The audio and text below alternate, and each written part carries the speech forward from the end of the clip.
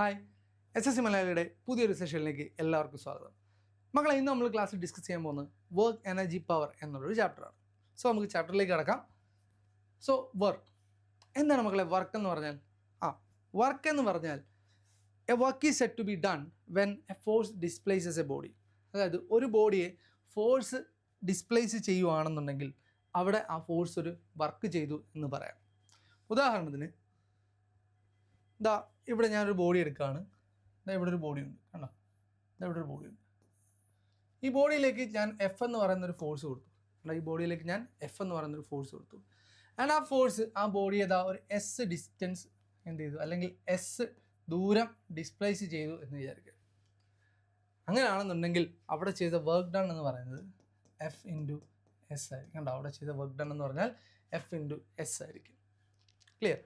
അതായത് work done is equal to force into displacement.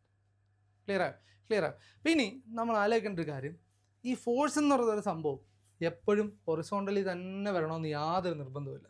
അത് പല രീതിയിൽ ഇൻക്ലൈൻ ചെയ്ത് വരാം. കണ്ടോ? അതായത് ഇങ്ങനെ ഒരു ബോഡിയാണെന്നുണ്ടെങ്കിൽ ഈ ബോഡിയിലോട്ട് ഒരു ഫോഴ്സിന് ഇങ്ങനെ വരാം, ഇങ്ങനെ വരാം, ഇങ്ങനെ വരാം, ഇങ്ങനെ വരാം. ഏത് ആംഗിളിൽ വേണമെങ്കിലും എന്ത് ചെയ്യാം, വരാം. അപ്പോൾ ആ ബോഡി അതിന് ശേഷം ഡിസ്പ്ലേസ് ചെയ്യുന്നത് എന്ത് ചെയ്യുക, പല രീതിയിൽ അങ്ങോട്ടും ഇങ്ങോട്ടും ഒക്കെ ആ ബോഡിക്ക് ഡിസ്പ്ലേസ്മെൻറ്റും വരാം. അതായത് ഈ ഫോഴ്സും ഡിസ്പ്ലേസ്മെൻറ്റും തമ്മിൽ ഒരു ആംഗിൾ മേക്ക് ചെയ്യുകയാണെന്നുണ്ടെങ്കിൽ, ഒരു ഫോഴ്സും ഡിസ്പ്ലേസ്മെൻറ്റും തമ്മിൽ ഒരു ആംഗിൾ മേക്ക് ചെയ്യുകയാണെങ്കിൽ, ഫോഴ്സ് ആൻഡ് ഡിസ്പ്ലേസ്മെൻറ്റ് ഒരു ആംഗിൾ മേക്ക് ചെയ്യുകയാണെങ്കിൽ അവിടെ ചെയ്ത വർക്ക് ഡൺ എന്ന് പറയുന്നത് ഓർത്തോണം, F into S into cos theta എന്നാണ്. Where theta is the angle between F and S. ഫോഴ്സും ഡിസ്പ്ലേസ്മെൻറ്റിൻ്റെ ഇടയിലുള്ള ആംഗിളിനെയാണ് നമ്മൾ തീറ്റ എന്ന് പറയുന്നത്.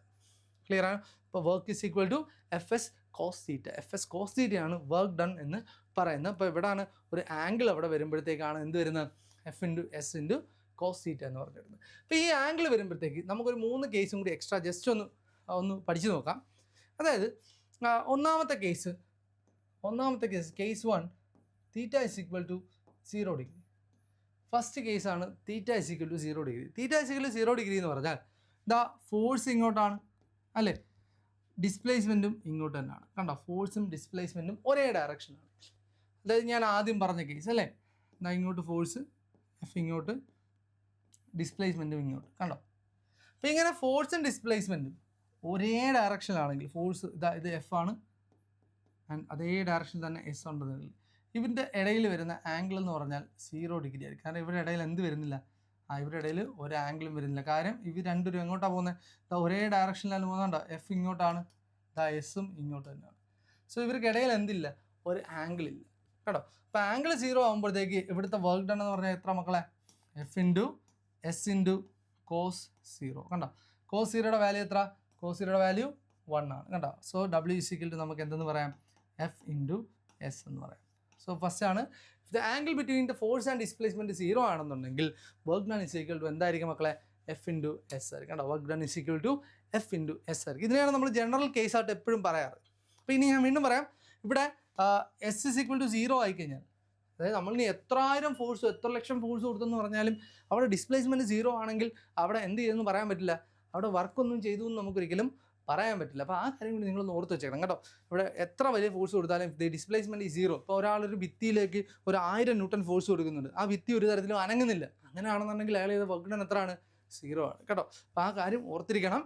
സോ ഇതാണ് first case, theta is equal to 0 degree. ഇവർ തമ്മിലുള്ള ആംഗിൾ 0 ഡിഗ്രി ആണെന്നുണ്ടെങ്കിൽ, ഏതാണ് ഫോഴ്സും ഡിസ്പ്ലേസ്മെൻറ്റും തമ്മിലുള്ള ആംഗിൾ 0 ഡിഗ്രി ആണെന്നുണ്ടെങ്കിൽ അവിടുത്തെ work done is equal to F into S ആയിരിക്കും. Then second case, theta is equal to 180 degree. Important കേസാണ്. Theta is equal to 180 degree. അതായത് ഫോഴ്സ് ഇങ്ങോട്ടാണ്, ബോഡിയുടെ ഡിസ്പ്ലേസ്മെൻറ്റ് ഇങ്ങോട്ടാണ്. കണ്ടോ? ഫോഴ്സിന് നേരെ ഓപ്പോസിറ്റാണ് ബോഡി ഡിസ്പ്ലേസ് ചെയ്യുന്നത്. അങ്ങനെയാണെന്നുണ്ടെങ്കിൽ ഇവർക്കിടയിലുള്ള ആംഗിൾ എത്രയാണ്, 180 ഡിഗ്രിയാണ്. കണ്ടോ? ഇവർക്കിടയിലുള്ള ആംഗിൾ എത്രയാണ്, 180 ഡിഗ്രി. ഓർത്തോണം, ഈ കേസിൻ്റെ സ്പെഷ്യലായിട്ടുള്ള എക്സാമ്പിൾസ് ആണ് നമ്മൾ ഓർക്കേണ്ടത്. എക്സാമ്പിൾ, ഒന്നാമത്തെ എക്സാമ്പിൾ ഓർത്തോ, വണ്ടി ബ്രേക്ക് ചെയ്യുമ്പോൾ, ബ്രേക്ക് അപ്ലൈ ചെയ്യുന്ന ടൈമിൽ നോക്കുക, ബ്രേക്ക് കൊടുക്കുന്ന ഫോഴ്സും, നമ്മൾ ബ്രേക്ക് കൊടുക്കുന്ന ഫോഴ്സും എന്ന് പറയുന്നത് ബോഡിയുടെ എന്താ പറയുക, മോഷന് ഓപ്പോസിറ്റ് ആയിരിക്കും. കണ്ടോ? അതായത് നമ്മളൊരു വണ്ടിയിലേക്ക് ബ്രേക്ക് അപ്ലൈ ചെയ്യുന്നിരിക്കുക, ബ്രേക്ക് അപ്ലൈ ചെയ്യാന്ന് പറഞ്ഞാൽ നമ്മളൊരു വണ്ടി എങ്ങോട്ടാണോ മൂവ് ചെയ്യുന്നത് അതിൻ്റെ ഡയറക്ഷൻ ഓപ്പോസിറ്റായിട്ട് ഫോഴ്സ് കൊടുത്തെങ്കിൽ മാത്രമേ ആ വണ്ടി നമുക്ക് എന്ത് ചെയ്യാൻ പറ്റത്തുള്ളൂ, നിർത്താൻ പറ്റത്തുള്ളൂ. അപ്പോൾ ഓർത്തോണം, ബ്രേക്കിംഗ് ഫോഴ്സ് അല്ലെങ്കിൽ ബ്രേക്കിംഗ് ഫോഴ്സ് BREAK ഓടിക്കുന്ന ഫോഴ്സ് അല്ല, ബ്രേക്ക് ചെയ്യുന്ന വണ്ടികൾ ബ്രേക്ക് ചെയ്യുന്ന ആ ബ്രേക്ക് കൊടുക്കുന്ന force, the force applied by the brake is always opposite to the motion of the vehicle. എന്ന് പറഞ്ഞാൽ ആ ബ്രേക്ക് നൽകുന്ന ഫോഴ്സ് എന്ന് പറഞ്ഞാൽ ആ വെഹിക്കിളിൻ്റെ മോഷൻ എപ്പോഴും എന്തായിരിക്കും, ഓപ്പോസിറ്റ് ആയിരിക്കും. അപ്പം നോക്കുക, അവിടെ ചെയ്ത work done is equal to എന്ത് വരും, അപ്പം F × S × cos 180 എന്ന് പറഞ്ഞാൽ. കണ്ടോ, നിങ്ങളെ cos 180യുടെ വാല്യൂ ഓർത്തണം, cos 180യുടെ വാല്യൂ -1 ആണ്. സോ നമുക്കിവിടെ W ഇസ് ഈക്വൽ ടു നമുക്ക് എന്ത് എഴുതാം, F × S, അതായത് -F × S എന്നായിരിക്കും ഇവിടുത്തെ വർക്ക് ഡൺ വരുന്നത്. അപ്പോൾ ഓർക്കണം, വർക്ക് നെഗറ്റീവ് ആവുന്നത് എപ്പോഴാണ്, ഫോഴ്സും ഡിസ്പ്ലേസ്മെൻറ്റും അതെന്താണ് ഡയമെട്രിക്കലി ഓപ്പോസിറ്റ് വരുമ്പോഴാണ് എന്തെന്ന് പറയുന്നത്, അവർ എന്ത് ചെയ്യുക, നെഗറ്റീവ് വർക്ക് എന്നൊക്കെ നമ്മളിതിനെ പറയുന്നത് കേട്ടോ. ഇതിന് നമ്മൾ പറയുന്ന പേരെന്താണ്, നെഗറ്റീവ് വർക്ക് എന്ന് പറയും. നെഗറ്റീവ് വർക്ക് എന്ന് പറഞ്ഞാൽ വർക്കിൻ്റെ വാല്യൂ 0യേക്കാളും ചെറുത് എന്നുള്ള കൺസെപ്റ്റിലല്ല, ആ വർക്ക് ചെയ്യുന്ന ആ വണ്ടിയുടെ മോഷനെ ഒപ്പോസ് ചെയ്യാൻ വേണ്ടിയിട്ടാണ്, അല്ലെങ്കിൽ ആ വണ്ടിയുടെ മൂവ്മെൻറ്റിനെ തടയാൻ വേണ്ടിയിട്ടാണ് എന്നുള്ള അർത്ഥത്തിലാണ് നമ്മൾ എന്തെന്ന് പറയുന്നത്, നെഗറ്റീവ് വർക്ക് എന്ന് നമ്മൾ പറയുന്നത്. അല്ലാതെ വർക്കിൻ്റെ വാല്യൂ 0യേക്കാളും ചെറുതായി എന്നല്ല ഇതുകൊണ്ട് മീൻ ചെയ്യുന്നത്. അപ്പോൾ ഓർത്തോണം, ഈ ഒരു കേസ് എക്സാമ്പിളാണ്, ഈ എക്സാമ്പിൾ ക്ലാസിക്കൽ എക്സാമ്പിളാണ്. ഓർത്ത് വെച്ചോണം, വണ്ടികൾ ബ്രേക്ക് പിടിക്കുന്ന സമയത്ത് the angle between the force and displacement എന്ന് പറഞ്ഞാൽ എത്ര ആയിരിക്കും, 180 ഡിഗ്രി ആയിരിക്കും. കണ്ടോ, ഇതാണ് ഒന്നാമത്തെ എക്സാമ്പിൾ. രണ്ടാമത്തെ എക്സാമ്പിൾ ഇത് ഇമ്പോർട്ടൻ്റ് ആണ്. രണ്ടാമത്തെ എക്സാമ്പിൾ അതും ഇമ്പോർട്ടൻ്റ് ആണ്. 180 ഡിഗ്രി വരുന്ന രണ്ടാമത്തെ example, work done by friction. കണ്ടോ, ഫ്രിക്ഷണൽ ഫോഴ്സ് നൽകുന്ന വർക്ക്. കണ്ടോ, ഫ്രിക്ഷൻ ചെയ്യുന്ന വർക്ക്. അപ്പോൾ ഫ്രിക്ഷണൽ ഫോഴ്സ് നൽകുന്ന വർക്ക് എന്തൊക്കെയാണ്? ഫ്രിക്ഷണൽ ഫോഴ്സ് എന്ന് പറഞ്ഞാൽ it is a force comes in to play when one body slides over other, അല്ലെങ്കിൽ one body rubs over other, അല്ലെങ്കിൽ one body rolls over other. ഒരു ബോഡിയുടെ മേളിൽ കൂടി മറ്റൊരു ബോഡി സ്ലൈഡ് ചെയ്യുകയോ റബ്ബ് ചെയ്യുകയോ റോൾ ചെയ്യുകയോ പോവുകയാണെന്നുണ്ടെങ്കിൽ അവർക്കിടയിൽ വരുന്ന കോണ്ടാക്ട് വരുന്ന എല്ലാ ബോഡീസിൻ്റെയും ഇടയിൽ വരുന്ന ഒരു ഒപ്പോസിങ് ഫോഴ്സാണ് ആരെന്ന് പറയുന്നത്, ഫ്രിക്ഷണൽ ഫോഴ്സ് എന്ന് പറയുന്നത്. അല്ലേ, ഈ ഫ്രിക്ഷണൽ ഫോഴ്സിനെ തന്നെയാണ് നമ്മൾ എന്തെന്ന് വിളിക്കുന്നത്, it is A necessary evil എന്ന് നമ്മൾ വിളിക്കുന്നത്. അല്ലേ, നെസസറി ഈവിൾ എന്നൊക്കെ അറിയപ്പെടുന്ന ഫോഴ്സ് ഏതാണ്, ഫ്രിക്ഷണൽ ഫോഴ്സ് ആണ്. എന്തുകൊണ്ടാണ് നെസസറി ഈവിൾ എന്ന് വിളിക്കുന്നത്? ഫ്രിക്ഷണൽ ഫോഴ്സ് ഉണ്ടെങ്കിൽ മാത്രമേ നമുക്ക് എന്ത് ചെയ്യാൻ പറ്റത്തുള്ളൂ, നടക്കാൻ പറ്റത്തുള്ളൂ, നമുക്ക് വണ്ടി ഓടിച്ച് പോകാൻ പറ്റത്തുള്ളൂ റോഡിലൂടെ. അല്ലെങ്കിലൊക്കെ ഈ ഫ്രിക്ഷൻ ഇല്ലെങ്കിൽ എന്ത് ചെയ്താലേ നമ്മളിങ്ങനെ തെന്നി പോയാൽ നമുക്കൊരിക്കലും നമ്മുടെ മോഷനെ ഒന്ന് കൺട്രോൾ ചെയ്ത് നമുക്ക് നടക്കാനോ വണ്ടി ഓടിക്കാനോ ഒന്നും പറ്റാതെ വരും. സോ അപ്പോൾ ഫ്രിക്ഷൻ എന്ന് പറയുന്നത് വളരെ ഇമ്പോർട്ടൻ്റ് ആയിട്ടുള്ള കാര്യമാണ്. കണ്ടോ, അപ്പോൾ ഈ ഫ്രിക്ഷൻ തന്നെ നമുക്ക് 3 തരത്തിലുണ്ട്. അതൊക്കെ നമുക്ക് ഡീറ്റെയിൽ ആയിട്ട് മറ്റൊരു സെഷനിൽ എടുക്കാം. എങ്കിലും ജസ്റ്റ് നിങ്ങൾ ഓർത്തിരിക്കുക, ഫ്രിക്ഷൻ എന്ന് പറഞ്ഞാൽ 2 ടൈപ്പ് ഉണ്ട്. ഒന്ന് സ്ലൈഡിങ് ഫ്രിക്ഷൻ, 2 റോളിംഗ് ഫ്രിക്ഷൻ. ഇത് എപ്പോഴും ക്വസ്റ്റ്യനിൽ ചോദിക്കുന്ന, റിപ്പീറ്റഡ് ആയിട്ട് ഒരുപാട് തവണ ചോദിക്കുന്നത് സ്ലൈഡിങ് ഫ്രിക്ഷനും റോളിംഗ് ഫ്രിക്ഷൻ. സ്ലൈഡിങ് ഫ്രിക്ഷൻ എന്ന് പറഞ്ഞാൽ എന്താ, ഒരു ബോഡി നമ്മൾ നിരക്കുമ്പോൾ അല്ലെങ്കിൽ ഒന്ന് വലിച്ചഴയ്ക്കുമ്പോൾ അല്ലെങ്കിൽ നിരക്കുമ്പോൾ ഉണ്ടാകുന്ന ഫ്രിക്ഷനാണ് എന്തെന്ന് പറഞ്ഞാൽ സ്ലൈഡിങ് ഫ്രിക്ഷൻ. റോളിംഗ് ഫ്രിക്ഷൻ എന്ന് പറഞ്ഞാൽ ഒരു ബോഡി എന്ത് ചെയ്യും, റോൾ ചെയ്യുമ്പോൾ അല്ലെങ്കിൽ റൊട്ടേറ്റ് ചെയ്യുമ്പോൾ ഉണ്ടാകുന്ന ഫ്രിക്ഷനാണ് എന്തെന്ന് പറഞ്ഞാൽ റോളിംഗ് ഫ്രിക്ഷൻ എന്ന് പറയുന്നത്. അപ്പം നമ്മൾ ഫ്രിക്ഷൻ കുറയ്ക്കാൻ നമ്മൾ ഒരുപാട് മാർഗ്ഗങ്ങൾ ചെയ്യും. അല്ലെ, ഫ്രിക്ഷനെ നമുക്ക് കുറയ്ക്കാൻ നമ്മൾ ഒരുപാട് മാർഗ്ഗങ്ങൾ ചെയ്യും. അതിലൊന്നാണ് എന്തെന്ന് പറയുക, ലൂബ്രിക്കേഷൻ എന്നൊരു മാർഗ്ഗം. അല്ലെ, lubrication. What are the ways to decrease friction? ഒന്ന് ലൂബ്രിക്കേഷൻ. 2 നമ്മൾ സാധാരണഗതിയിൽ ചെയ്യുന്നത് എന്താണ്, ബോൾ ബെയറിംഗ് എന്ന് പറയുന്നൊരു സംഭവമുണ്ട്. കേട്ടിട്ടുണ്ട് നിങ്ങൾ ബോൾ ബെയറിംഗ്? നമ്മളെല്ലാം കാണുന്നതാണ് അല്ലേ ബോൾ ബെയറിംഗ് എന്നൊരു സംഭവം. പിന്നീട് ഇമ്പോർട്ടൻ്റ് ആയിട്ടുള്ളൊരു പരിപാടിയാണ് ഇത് changing sliding friction to sliding ഫ്രിക്ഷനെ എന്താക്കി മാറ്റുന്നു, റോളിംഗ് ഫ്രിക്ഷൻ ആക്കി മാറ്റുന്നു. അല്ലേ, സ്ലൈഡിങ് ഫ്രിക്ഷനെ റോളിംഗ് ഫ്രിക്ഷൻ ആക്കി മാറ്റുന്ന ഒരു ഇമ്പോർട്ടൻ്റ് ആയിട്ടുള്ള ഇതാണ്. ഭയങ്കരമായിട്ട് പഠിച്ചു വെച്ചേക്കണം, കാരണം ഇത് വളരെ ഇമ്പോർട്ടൻ്റ് ആണ് കേട്ടോ. അതായത് നിങ്ങൾ എക്സാമ്പിൾ നിങ്ങൾ പറയുകയാണെങ്കിൽ നിങ്ങളൊരു ടേബിൾ നിരക്കിക്കൊണ്ട് പോകുമെന്ന് വിചാരിക്കുക. ആ ടേബിളിൻ്റെ അടിയിലോട്ട് നിങ്ങൾ 4 വീല് വെച്ചാലോ നമുക്കത് കുറച്ചുകൂടി എളുപ്പത്തിലോട്ട് മാറ്റാൻ പറ്റും കേട്ടോ. എളുപ്പത്തിൽ നമുക്കത് മൂവ് ചെയ്യാൻ പറ്റും. അതാണ് റോളിംഗ് ഫ്രിക്ഷൻ. അതുകൊണ്ട് തന്നെ ഇൻവെൻഷൻ ഓഫ് വീൽസ് ആണ് നമ്മുടെ ടെക്നോളജിയിലെയും സയൻസിൻ്റെ ഒക്കെ ഡെവലപ്മെൻറ്റ്, അല്ലെങ്കിൽ നമ്മുടെ ഹ്യൂമൻ ബീങ്സിൻ്റെ ഡെവലപ്മെൻറ്റിൻ്റെ ഒരു വലിയ ഒരു കണ്ടുപിടുത്തമായിട്ട് നമ്മൾ വീൽസിനെ കൺസിഡർ ചെയ്യുന്നതിൻ്റെ കാര്യം അതാണ്. കാരണം ആ വീൽസ് വന്നപ്പോഴത്തേക്ക് നമുക്ക് ഈ പണ്ടൊക്കെ നിരക്കിക്കൊണ്ട് പോകുന്ന സംഭവങ്ങളെല്ലാം നമ്മൾ എന്ത് ചെയ്ത് റൊട്ടേറ്റ് ചെയ്ത് കൊണ്ടുപോകാൻ നമ്മൾ ശ്രമിച്ചു. അപ്പോൾ ആ റൊട്ടേഷൻ്റെ ഭാഗമായിട്ട് നമ്മുടെ മൂവ്മെൻറ്റ്സ് ഒക്കെ കുറച്ചുകൂടി എളുപ്പമായി. സോ അങ്ങനെയാണ് ഈ ഡെവലപ്മെൻറ്റും യാത്രകളും എല്ലാം ഇപ്പോഴത്തെ രീതിയിൽ വളരെ ഈസി ആയിട്ട് ആവാൻ പറ്റിയത് കേട്ടോ. അപ്പോൾ ഓർത്തോണം, ഫ്രിക്ഷനെ റെഡ്യൂസ് ചെയ്യാൻ പറ്റുന്ന ഏറ്റവും ബെസ്റ്റ് മാർഗ്ഗങ്ങളിലൊന്നാണ് എന്ത്, സ്ലൈഡിങ് ഫ്രിക്ഷനെ എന്താക്കി മാറ്റുന്ന റോളിംഗ് ഫ്രിക്ഷനായിട്ട് കൺവേർട്ട് ചെയ്യുന്നത്. അപ്പോൾ ആ ഒരു പോയിന്റ് ഞാൻ ഇതിൻ്റെ ഇടയ്ക്ക് പറഞ്ഞു എന്നുള്ളതേ ഉള്ളൂ. അപ്പം ഈ വർക്ക് ഡൺ ബൈ ഫ്രിക്ഷനെ പറ്റിയാണ് നമ്മൾ പറഞ്ഞുകൊണ്ടിരുന്നത്. ഈ വർക്ക് ഡൺ ബൈ ഫ്രിക്ഷൻ എന്ന് പറയുന്നത് ഈസ് ഓൾവേസ് നെഗറ്റീവാണ് കേട്ടോ.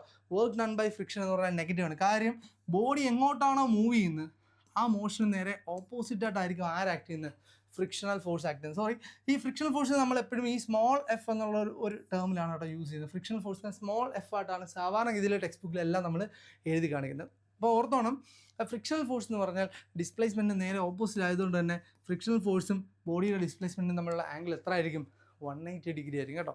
കറക്റ്റ് 180 ഡിഗ്രി ആയിരിക്കും. അപ്പോൾ ഇവിടെ ചെയ്യുന്ന വർക്കും എന്ത് തന്നെയാണ്, -F/s ആണ്. അപ്പോൾ വണ്ടികൾ ബ്രേക്ക് പിടിക്കുമ്പോഴും ഫ്രിക്ഷണൽ ഫോഴ്സിനും ഈ രണ്ടിടത്തും എത്രയാണ്, 180 ഡിഗ്രിയാണ് നമ്മുടെ എന്തെന്ന് പറയുന്നത് angle between the force and displacement എന്ന് പറയുന്നത്. ക്ലിയർ? ഇനി മൂന്നാമത്തെ കേസ് 3, θ = 90 ഡിഗ്രി. θ = 90 ഡിഗ്രി, അതായത് angle between the force and displacement 90 degree ആവുന്ന കേസ്. ഓർത്ത് വെച്ചോ, ഇപ്പം ഫോഴ്സ് ഇങ്ങനെ ഡിസ്പ്ലേസ്മെൻറ്റ് മുകളിലോട്ട് വേണമെന്ന് വിചാരിക്കും. അവർ നമ്മളുടെ ആംഗിൾ 90 ഡിഗ്രി ആണെങ്കിൽ അവിടുത്തെ വർക്ക് ഡൺ എന്ന് പറഞ്ഞാൽ എത്ര രൂപയുടെ, F/s × cos 90 കേട്ടോ. ഇനി cos 90യുടെ വാല്യൂ എത്രയാണ്, cos 90യുടെ വാല്യൂ എത്ര, 0 ആണ്. അങ്ങനെയാണെങ്കിൽ വർക്ക് ഡൺ = എത്ര വരും, 0 കേട്ടോ. വർക്ക് ഡൺ എന്ന് പറഞ്ഞാൽ എത്രയാണ്, 0 ആണ്. അപ്പോൾ അതാണ് നിങ്ങൾ ഓർക്കേണ്ടത്. Work done = Fs cos 90. cos 90യുടെ വാല്യൂ 0 ആണ്. അവിടെ ചെയ്യുന്ന വർക്കിനെ നമ്മൾ പറയുന്ന പേരാണ് എന്ത്, 0 വർക്ക് എന്ന് പറയും, 0 വർക്ക്. അപ്പോൾ മക്കളെ, 0 വർക്കിന് 2 കണ്ടീഷനാണുള്ളത്. ഒന്നാമത്തെ കണ്ടീഷൻ, വർക്ക് ഡൺ 0 ആണെങ്കിൽ എന്താവണം, ആ ഡിസ്പ്ലേസ്മെൻറ്റ് 0 ആണെങ്കിൽ വർക്ക് ഡൺ 0 ആണ്. രണ്ടാമത്തെ condition, the angle between the force and displacement എത്ര ആവണം, 90 ഡിഗ്രിയാണ് കേട്ടോ. 90 ഡിഗ്രി ആകുമ്പോൾ എന്താവും, വർക്ക് ഡൺ എന്ന് പറഞ്ഞാൽ ഓട്ടോമാറ്റിക്കലി എന്തായിട്ട് മാറും, 0 ആയിട്ട് മാറും. ഓക്കെ, ക്ലിയർ ആയെന്ന് വിശ്വസിക്കുന്നു. ഇനി ഇതിൻ്റെ എക്സാമ്പിൾസാണ് നമ്മൾ പഠിച്ചു വെക്കുന്നത്. ഇതിൻ്റെ എക്സാമ്പിൾസ് വളരെ ഇമ്പോർട്ടൻ്റ് ആണ്. അതിൽ ഒന്നാമത്തെ എക്സാമ്പിളാണ്, ഇപ്പോൾ ഒരാൾ അയാളെ തലയിൽ ഒരു ചുമട് വെച്ചിട്ട് പോകുന്നതായിരിക്കും. അതായത് ഇങ്ങനെയുള്ള തലയിൽ അയാൾ ചുമട് വെച്ചിട്ട് പോകും കണ്ടോ. അപ്പോൾ ഈ സമയത്ത് പുള്ളി ഇതിന് കൊടുക്കുന്ന ഫോഴ്സ് എന്ന് പറഞ്ഞാൽ മുകളിലോട്ടാണ് കണ്ടോ. പുള്ളി നടക്കുന്നത് ഈ ഒരു ആംഗിളാണ്. സോ അപ്പോൾ ഇവർ തമ്മിലുള്ള എന്താണ് angle between the force and displacement എന്ന് പറഞ്ഞാൽ എത്ര വരും, 90 ഡിഗ്രി വരും. ഓർത്തണം, ഒരാൾ താഴേന്ന് ഒരു സാധനം മേളിലോട്ട് വെക്കുന്നതല്ല, ആ കേസ് വേറെയാണ്. അയാൾ തലയിൽ ഒരു സാധനം ഏറ്റി എന്ത് ചെയ്യും, നടക്കുമ്പോഴാണ് എന്ത് ചെയ്യുന്നത്, അവിടെ വർക്ക് ഡൺ എന്ന്. അപ്പോൾ ഈ ഒരു കേസ്, ഒരാൾ ഒരു ചുമട്ടുതൊഴിലാളി അയാളെ തലയിൽ എന്തെങ്കിലും ഒരു ലോഡ് വെച്ച് നടക്കുകയാണെന്നുണ്ടെങ്കിൽ ഫിസിക്സിൻ്റെ ടേംസിൽ അയാൾ ചെയ്യുന്ന വർക്ക് ഡൺ എന്ന് പറഞ്ഞാൽ എത്ര, 0 ആണ്. കാര്യം അയാളുടെ അയാൾ കൊടുക്കുന്ന ഫോഴ്സും ഡിസ്പ്ലേസ്മെൻറ്റും തമ്മിലുള്ള ആംഗിൾ എന്ന് പറഞ്ഞാൽ എത്രയാണ്, 90 ഡിഗ്രിയാണ്. സോ അപ്പോൾ അയാൾ എഫക്റ്റീവ്ലി എന്ത് ചെയ്യുന്നില്ല, വർക്ക് ചെയ്യുന്നില്ല. ഇത് നമ്മുടെ നാട്ടിലെ ആൾക്കാരടുത്തും പറയൽ അടി കിട്ടും. പക്ഷേ എങ്കിലും സ്കിൽ നമ്മൾ എന്തുകൊണ്ട് അവർക്ക് പേ ചെയ്യുന്നു, ഒരു വർക്കൊന്നും ചെയ്യുന്നില്ലല്ലോ. ആ വർക്കൊന്നും ചെയ്യുന്നില്ലെങ്കിലും they are losing their energy. അതുകൊണ്ടാണ് നമുക്ക് അവർ പേ ചെയ്യുന്നത് കേട്ടോ. അപ്പം അവരോടൊന്നും ചെന്ന് പറയരുത് താങ്കൾ വർക്കൊന്നും ചെയ്യുന്നില്ല, വർക്ക് 0 ആണെന്ന്. അല്ല, വർക്ക് 0 ആണെങ്കിലും അവർക്ക് എന്ത് ചെയ്യുന്നുണ്ട്, അവർക്ക് എനർജി നഷ്ടപ്പെടുന്നുണ്ട്. അതുകൊണ്ടാണ് നമുക്ക് എന്ത് ചെയ്യുന്നത്, നമ്മളവർക്ക് പേ ചെയ്യുന്നത് കേട്ടോ. അപ്പോൾ ആ കാര്യം ഓർത്തിരിക്കുക. പിന്നീട് ഇതിനകത്ത് വരുന്ന മറ്റൊരു എക്സാമ്പിൾ, θ = 90 ഡിഗ്രിയുടെ വേറൊരു എക്സാമ്പിൾ എന്ന് പറഞ്ഞാൽ, ഒരു ബോഡി റൊട്ടേഷണൽ മോഷനിലാണെങ്കിൽ the work done by the centripetal force ചെയ്യുന്ന work done on a rotating body. ഒരു റൊട്ടേറ്റിംഗ് ബോഡിയിൽ സെൻട്രിപെറ്റൽ ഫോഴ്സ് ചെയ്യുന്ന വർക്ക് ഡൺ എന്ന് പറഞ്ഞാൽ എത്ര ആയിരിക്കും, അതും എത്ര ആയിരിക്കും, 0 ആയിരിക്കും. കാര്യം ഇവിടുത്തെ ആംഗിൾ എത്ര ആയിരിക്കും, 90 ഡിഗ്രി. ഞാൻ പറഞ്ഞു, സെൻട്രിപെറ്റൽ ഫോഴ്സ് നടുക്കോട്ടാണെങ്കിലും ആ ബോഡിയിൽ വരുന്ന ഡിസ്പ്ലേസ്മെൻറ്റ്, അതായത് ഈ ഒരു ബോഡിയിൽ വരുന്ന ഡിസ്പ്ലേസ്മെൻറ്റ് എന്ന് പറഞ്ഞാൽ എന്തായിരിക്കും, ടാൻജൻഷ്യൽ ആയിരിക്കും കേട്ടോ. ടാൻജൻഷ്യൽ ആകുമ്പോഴത്തേക്ക് ഇവിടുത്തെ ആംഗിൾ എത്രയാണ്, 90 ഡിഗ്രി. അപ്പോൾ ഒരു റൊട്ടേഷണൽ മോഷനിലുള്ള ഒരു ബോഡി ചെയ്യുന്ന വർക്ക് ഡൺ, അല്ലെങ്കിൽ ഒരു ബോഡി റൊട്ടേഷണൽ മോഷനിൽ മീൻസ് ഒരു സർക്കുലർ മോഷനിൽ നിലനിർത്താൻ അവിടെ ചെയ്യേണ്ട വർക്ക് ഡൺ എന്ന് പറഞ്ഞാൽ എന്ത് തന്നെ ആയിരിക്കും, 0 തന്നെ ആയിരിക്കും. അല്ലെങ്കിൽ work done by the centripetal force എന്ന് പറഞ്ഞാലും അത് എത്ര ആയിരിക്കും, 0 ആയിരിക്കും. കാരണം the angle between force and displacement എന്ന് പറയുന്നത് എത്ര ആയിരിക്കും, ഇവിടെ 90 ഡിഗ്രി ആയിരിക്കും. സോ റൊട്ടേഷൻ മോഷൻ്റെ എക്സാമ്പിൾ നോക്കിയാൽ, റൊട്ടേഷൻ മോഷനാണോ, വർക്ക് ഡൺ 0 ആയിരിക്കും. ക്ലിയർ? ഇതാണ് ഇതിൻ്റെ ഏറ്റവും ബെസ്റ്റ് എക്സാമ്പിൾ. മറ്റേ 2 എക്സാമ്പിൾസും കൂടി നിങ്ങൾ ഇമ്പോർട്ടൻ്റ് ആയിട്ട് പഠിച്ചു വെച്ചേക്കണം. സോ ഇതാണ് നമ്മുടെ വർക്കിനെ പറ്റിയുള്ള കുറേ കാര്യങ്ങൾ കേട്ടോ. ഇനി വർക്ക് എന്ന് പറയുന്നത്, വർക്കിൻ്റെ SI യൂണിറ്റ് എന്ന് പറയുന്നത് എന്താണ്, ജൂളാണ്. വർക്കിൻ്റെ SI യൂണിറ്റ് എന്ന് പറഞ്ഞാൽ SI യൂണിറ്റ് എന്താണ്? ജൂളാണ്. കണ്ടോ, ജൂളാണ് വർക്കിൻ്റെ SI യൂണിറ്റ്. ആൻഡ് അതിൻ്റെ CGS യൂണിറ്റ് എന്ന് പറഞ്ഞാൽ എന്താണ്? എർഗാണ്. ERG, എർഗാണ് കേട്ടോ. ഓർത്തോണം 1 ജൂൾ ഇസ് ഈക്വൽ ടു 10⁻⁷ എർഗാണ്. അപ്പം നേരത്തെ നമ്മൾ പഠിച്ചൊരു സാധനം ഓർമ്മ ഉണ്ടോ? 1 newton is equal to 10⁵ dyne. അപ്പം ഇതും തിരിഞ്ഞു പോലെ. ഒരു ജൂൾ എന്ന് പറഞ്ഞാൽ 10⁻⁷ എർഗാണ്. ആൻഡ് ഒരു ന്യൂട്ടൺ എന്ന് പറഞ്ഞാൽ 10⁵ ഡൈൻ ആണ്. അപ്പോൾ അതും കൂടി നിങ്ങൾ ഓർമ്മയിൽ വെച്ചോണം. തിരിഞ്ഞു പോലെ, ഇത് രണ്ടും തമ്മിൽ തിരിഞ്ഞു പോലെ. സോ മക്കളെ, ഇത്രയാകുമ്പോഴത്തേക്ക് നമ്മൾ ആ വർക്ക് എന്ന് പറയുന്ന ഒരു ഭാഗത്തിൻ്റെ ഒരു പോർഷൻ കഴിഞ്ഞു. ദെൻ ഇനി അടുത്തയാണ് എന്തെന്ന് പറഞ്ഞാൽ എനർജി എന്ന് പറയുന്ന ടോപ്പിക്. ഇത് ഇമ്പോർട്ടൻ്റ് ആണ്. സിമ്പിളായിട്ടുള്ള കാര്യങ്ങളല്ല കേട്ടോ, ഇമ്പോർട്ടൻ്റ് ആണ്, ബട്ട് സിമ്പിൾ കാര്യങ്ങളാണ്. ഓർക്കണം, എനർജി എന്ന് പറഞ്ഞാൽ എന്താണ്? Energy is the capacity to do work, അല്ലേ? വർക്ക് ചെയ്യാനുള്ള കപ്പാസിറ്റിയാണ്. It is a capacity to do work, അല്ലേ? വർക്ക് ചെയ്യാനുള്ള കപ്പാസിറ്റിയാണ്, അല്ലെങ്കിൽ വർക്ക് ഡൺ ചെയ്യാനുള്ള കപ്പാസിറ്റിയാണ് എന്തെന്ന് പറയുന്നത്? എനർജി എന്ന് പറയുന്നത്. അപ്പം ഓർത്തോണം, നമ്മൾ ചെയ്യുന്ന എനർജി ആയിരിക്കും എന്തായിട്ട് മാറുന്നത്? വർക്കായിട്ട് കൺവേർട്ട് ചെയ്യുന്നത് കേട്ടോ. ഈ എനർജി തന്നെ ആയിരിക്കും വർക്കൗട്ട് ചെയ്യുന്നത്. അപ്പോൾ ഓർത്തോണം, work and energy are one and the same. വർക്കും എനർജി എന്ത് തന്നെയാണ്? ഒരേ സാധനം തന്നെയാണ് വർക്ക് ആൻഡ് എനർജി. അവർക്ക് ഒരേ ഡയമെൻഷനാണ്, അവർക്ക് ഒരേ യൂണിറ്റാണ്, അവർ ഒരേ കാര്യം തന്നെയാണ്. എനർജിയുടെ മറ്റൊരു ഫോം തന്നെയാണ് ആക്ച്വലി എന്തെന്ന് പറയുന്നത്? വർക്ക് എന്ന് പറയുന്നത്. ഓർത്തോണം, work and energy are one and the same. One and same ആണ് എന്തെന്ന് പറയുന്നത്? എനർജി എന്ന് പറയുന്നത്. അപ്പോൾ സോ എവിടെയെങ്കിലും ആരെങ്കിലും എപ്പോഴെങ്കിലും ചെയ്തു വെച്ച ഒരു വർക്കായിരിക്കും പിന്നീട് എന്തായിട്ട് മാറുന്നത്? എനർജി ആയിട്ട് മാറുന്നത്. ക്ലിയർ ആയോ? അപ്പോൾ അതൊന്ന് ഓർത്തിരിക്കണം. Work and energy are one and the same. അവർക്ക് ഒരേ യൂണിറ്റ് ആയിരിക്കും, അവർക്ക് ഒരേ ഡയമെൻഷൻ ആയിരിക്കും, അവരെ അങ്ങോട്ടും ഇങ്ങോട്ടും എന്ത് ചെയ്യാൻ പറ്റും? കൺവേർട്ട് ചെയ്യാനും പറ്റും. അപ്പോൾ ആ കാര്യം കൂടി ഓർത്ത് വെക്കണം. The term energy was first coined by Thomas Young. GK static GK നിങ്ങൾക്ക് പഠിക്കാം. തോമസ് യങ് ആണ് എന്ത്? എനർജി എന്നുള്ള ടേം കോയിൻ ചെയ്തത്. ഇനി അടുത്തെന്ന് വെച്ച് കഴിഞ്ഞാൽ law of conservation of energy. Law of conservation of energy എല്ലാവർക്കും അറിയാവുന്ന കാര്യം അല്ലേ? Energy can neither be created nor be destroyed but can be transferred from one form to another. എനർജിയെ നമുക്ക് നശിപ്പിച്ച് കളയാൻ പറ്റില്ല, എനർജി നമുക്ക് ഉണ്ടാക്കിയെടുക്കാനും പറ്റില്ല. പക്ഷെ നമുക്ക് എന്ത് ചെയ്യാൻ പറ്റും? നമുക്ക് ഒരു ഫോമിൽ നിന്ന് വേറൊരു ഫോമിലോട്ട് കൺവേർട്ട് ചെയ്യാനേ പറ്റുള്ളൂ, അല്ലേ? ഇപ്പം നമുക്ക് എന്ത് ചെയ്യണം? ലൈറ്റ് വേണം റൂമിൽ. എന്ത് ചെയ്യും? നമ്മൾ പുതിയതായിട്ടൊരു ലൈറ്റ് ഉണ്ടാക്കുകയാണോ ചെയ്യുന്നത്? അല്ല. We are converting that electrical energy into light energy. ആ ഇലക്ട്രിക്കൽ എനർജി നമ്മൾ എന്താണ്? ലൈറ്റ് എനർജി ആയിട്ട് കൺവേർട്ട് ചെയ്യുകയാണ് ചെയ്യുന്നത്. ഒരു തീപ്പെട്ടി കത്തിക്കുകയാണെങ്കിൽ പോലും പുതിയതായിട്ടൊരു ലൈറ്റ് എനർജിയോ ഹീറ്റ് എനർജിയോ അവിടെ ഉണ്ടാകുന്നില്ല. നമ്മൾ ഉണ്ടായിരുന്ന ഒരു കെമിക്കൽ എനർജി നമ്മൾ കൺവേർട്ട് ചെയ്ത് എന്താക്കുകയാണ്? ലൈറ്റ് എനർജിയോ ഹീറ്റ് എനർജിയോ ഒക്കെ മാറ്റുകയാണ് ചെയ്യുന്നത്. അപ്പോൾ എനർജിയെ നമുക്ക് പുതിയതായിട്ടൊരിക്കലും ക്രിയേറ്റ് ചെയ്തെടുക്കാൻ പറ്റില്ല, but it can be transferred from one form to another. അപ്പോൾ ഇത് ഡെവലപ്പ് ചെയ്ത ഏത് സയൻറ്റിസ്റ്റാണ്? ആൽബർട്ട് ഐൻസ്റ്റീൻ എന്നുള്ള ഒരു സയൻറ്റിസ്റ്റാണ്. ഇനി ഒരു ബോഡിയിനകത്ത് എമിറ്റ് ചെയ്യുന്ന എനർജി E = mc² എന്ന് പറയുന്നതാണ് തിയറി ഓഫ് റിലേറ്റിവിറ്റി എന്നുള്ള തിയറിക്കകത്ത് പുള്ളി പറയുന്നൊരു കാര്യമാണ്. എന്ത്? E = mc², വേർ M എന്ന് പറഞ്ഞാൽ എന്താണ്? Mass of the body. C എന്ന് പറഞ്ഞാൽ, C എവിടെ കണ്ടാലും ക്യാപിറ്റൽ ലെറ്റർ C എന്ന് പറഞ്ഞാൽ it is the speed of light in vacuum 3 × 10⁸ m/s. ഇതായിരിക്കും ഈ C എന്ന് പറയുന്നത്. അത് ഓർത്തോണം. E = mc². C എന്താണെന്ന് ചോദിച്ചാൽ ഓർത്തോണം, it is the speed of light ആണ്. Speed of light in vacuum. Speed of light in vacuum, അതാണ് E = mc² എന്ന് പറയുന്നത്. ക്ലിയറായി? ഇനി നമ്മൾ ഈ എനർജിയെ നമ്മൾ പലതായിട്ട് ക്ലാസിഫൈ ചെയ്തിട്ടുണ്ട്. ഈ എനർജിയെ തന്നെ നമ്മൾ രണ്ടായിട്ട് ക്ലാസിഫൈ ചെയ്തിട്ടുണ്ട്. നമുക്ക് എനർജി എന്ന് പറഞ്ഞാൽ പല ഫോംസ് ഉണ്ട്. ഞാൻ പറഞ്ഞു mechanical energy, electrical energy, chemical energy, kinetic energy, rotation energy, അങ്ങനെ പല എനർജി ഉണ്ട്. പക്ഷെ നമുക്ക് മെയിൻ സ്ട്രീമായിട്ട് പഠിക്കാനുള്ള ഈ മെക്കാനിക്കൽ എനർജിയെ പറ്റിയാണ് കേട്ടോ. മെക്കാനിക്കൽ എനർജി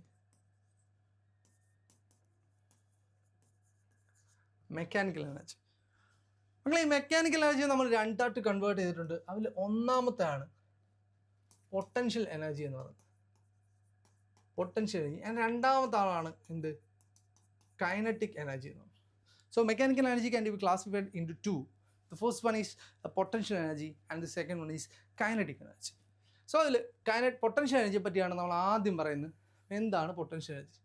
പൊട്ടൻഷ്യൽ എനർജി എന്ന് പറഞ്ഞാൽ it is energy possessed by a body due to its shape, size or position. സൈസിനെയോ ഷേപ്പോ പൊസിഷനോ മാറുവാണെങ്കിൽ, ഒരു ബോഡിയുടെ സൈസോ ഷേപ്പോ പൊസിഷനോ മാറുവാണെങ്കിൽ അവിടെ ഫോം ചെയ്യുന്ന ആ ടൈപ്പ് ഓഫ് എനർജിയാണ് നമ്മൾ എന്തെന്ന് വിളിക്കുന്നത്? പൊട്ടൻഷ്യൽ എനർജി എന്ന് നമ്മൾ വിളിക്കുന്നത് കേട്ടോ. അവിടെ ഫോം ചെയ്യുന്ന എനർജിയാണ് നമ്മൾ പൊട്ടൻഷ്യൽ എനർജി എന്ന് വിളിക്കുന്നത്. ഉദാഹരണത്തിന് ഈ പൊട്ടൻഷ്യൽ എനർജിയെ തന്നെ നമ്മൾ രണ്ടായിട്ട് ക്ലാസിഫൈ ചെയ്തിട്ടുണ്ട്. ഒന്ന് ഓർത്തോണം, elastic potential energy. The first one is elastic potential energy and the second one is gravitational potential energy. First one എന്താണ് elastic potential energy, second one എന്താണ് gravitational potential. ആദ്യത്തെ elastic potential energy, രണ്ടാമത്തെ ആൾ gravitational potential energy ആണ് രണ്ടാമത്തെ ആൾ.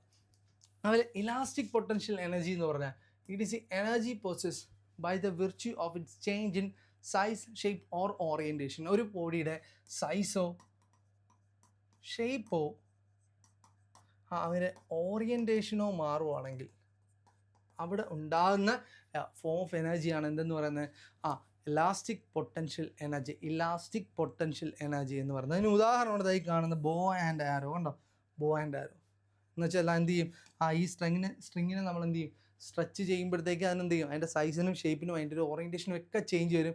അപ്പോൾ അവിടെ develop ചെയ്യുന്ന type of എനർജിയാണ് നമ്മൾ എന്ത് വിളിക്കുന്നത്, ഇലാസ്റ്റിക് പൊട്ടൻഷ്യൽ എനർജി എന്ന് നമ്മൾ വിളിക്കുന്നത്. ഇപ്പോൾ ഇതായത് നോക്കുക, സ്ലിംഗ് ഷോട്ട് എന്ന് പറയുന്നത് നമ്മൾ കാക്ക ബെൽറ്റ് എന്നൊക്കെ പറയുന്ന സാധനം അല്ലേ, കല്ല് കെട്ടി അടിക്കുന്ന സാധനം.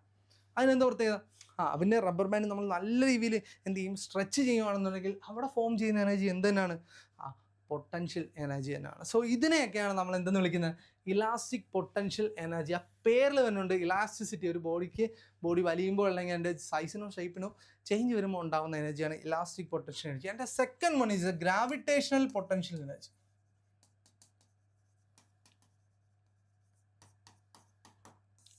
രണ്ടാമതാണ് ഗ്രാവിറ്റേഷണൽ പൊട്ടൻഷ്യൽ എനർജി.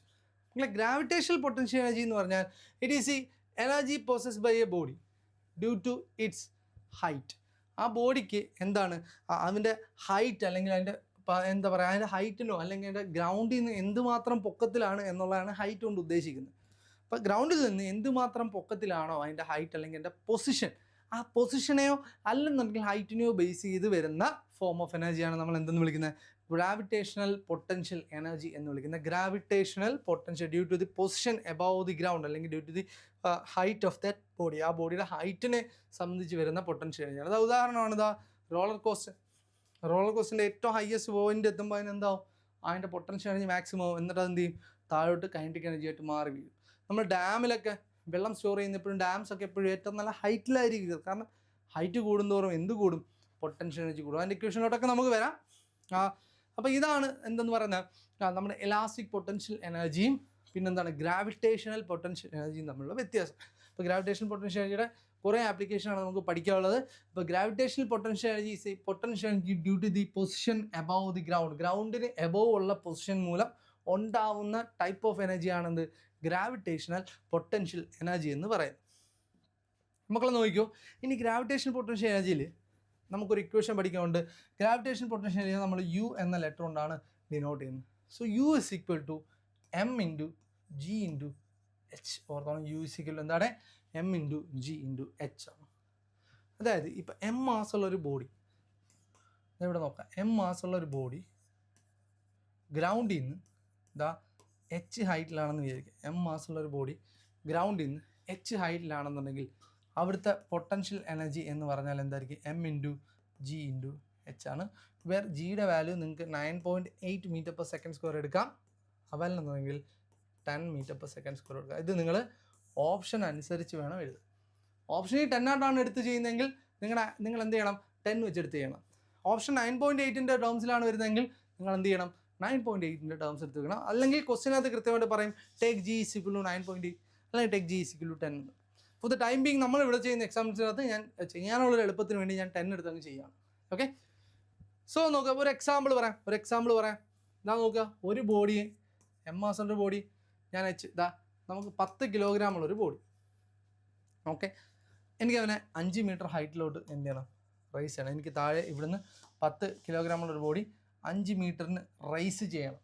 ഇവിടെ താഴെ നിന്ന് എന്ത് ചെയ്യും, മുകളിലോട്ട് 5 മീറ്റർ റൈസ് ചെയ്യണം എന്ന് ചോദിച്ചാലും 5 മീറ്ററിൻ്റെ ഹൈറ്റ് ഇരിക്കുന്ന ഒരു ബോഡിയുടെ എനർജി എത്ര എന്ന് ചോദിച്ചാലും, അല്ലെങ്കിൽ ഒരു ബോഡിയെ ഞാൻ താഴെ നിന്ന് മുകളിലോട്ട് കൊണ്ടുപോകുന്ന വർക്ക് ഡൺ ചോദിച്ചാലും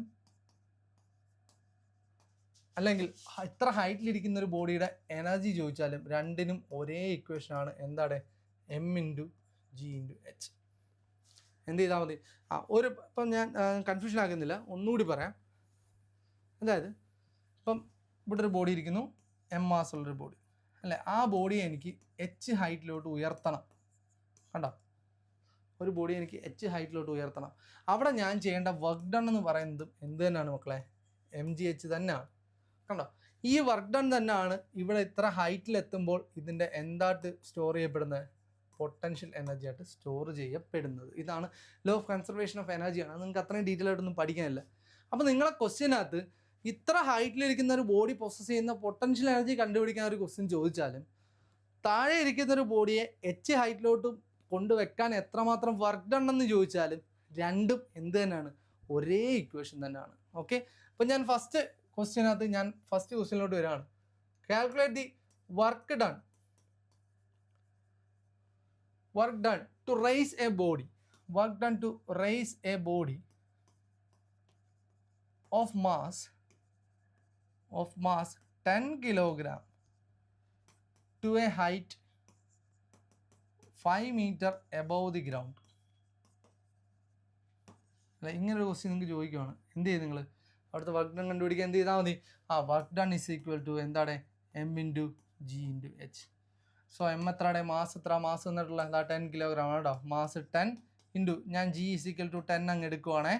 g ഇൻറ്റു 10 ഇൻറ്റു ഹൈറ്റ് എന്ന് പറഞ്ഞാൽ 5 ആണ്. എത്ര ഇവിടെ? 500 ജൂൾ വർക്കായിരിക്കും ഞാൻ അതിനെ ചെയ്യേണ്ടത്. നിങ്ങളിപ്പോൾ ചോദിക്കണം, what is a work done for A crane?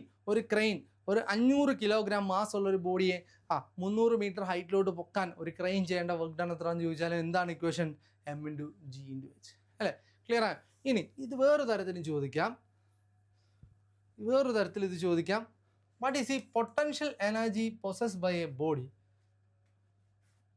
അല്ലെങ്കിൽ possessed by a water of mass 500 kilogram which is placed at a height of 20 meter above the ground. അല്ലേ, ഒരു വാട്ടർ ടാങ്ക് ഉണ്ട്.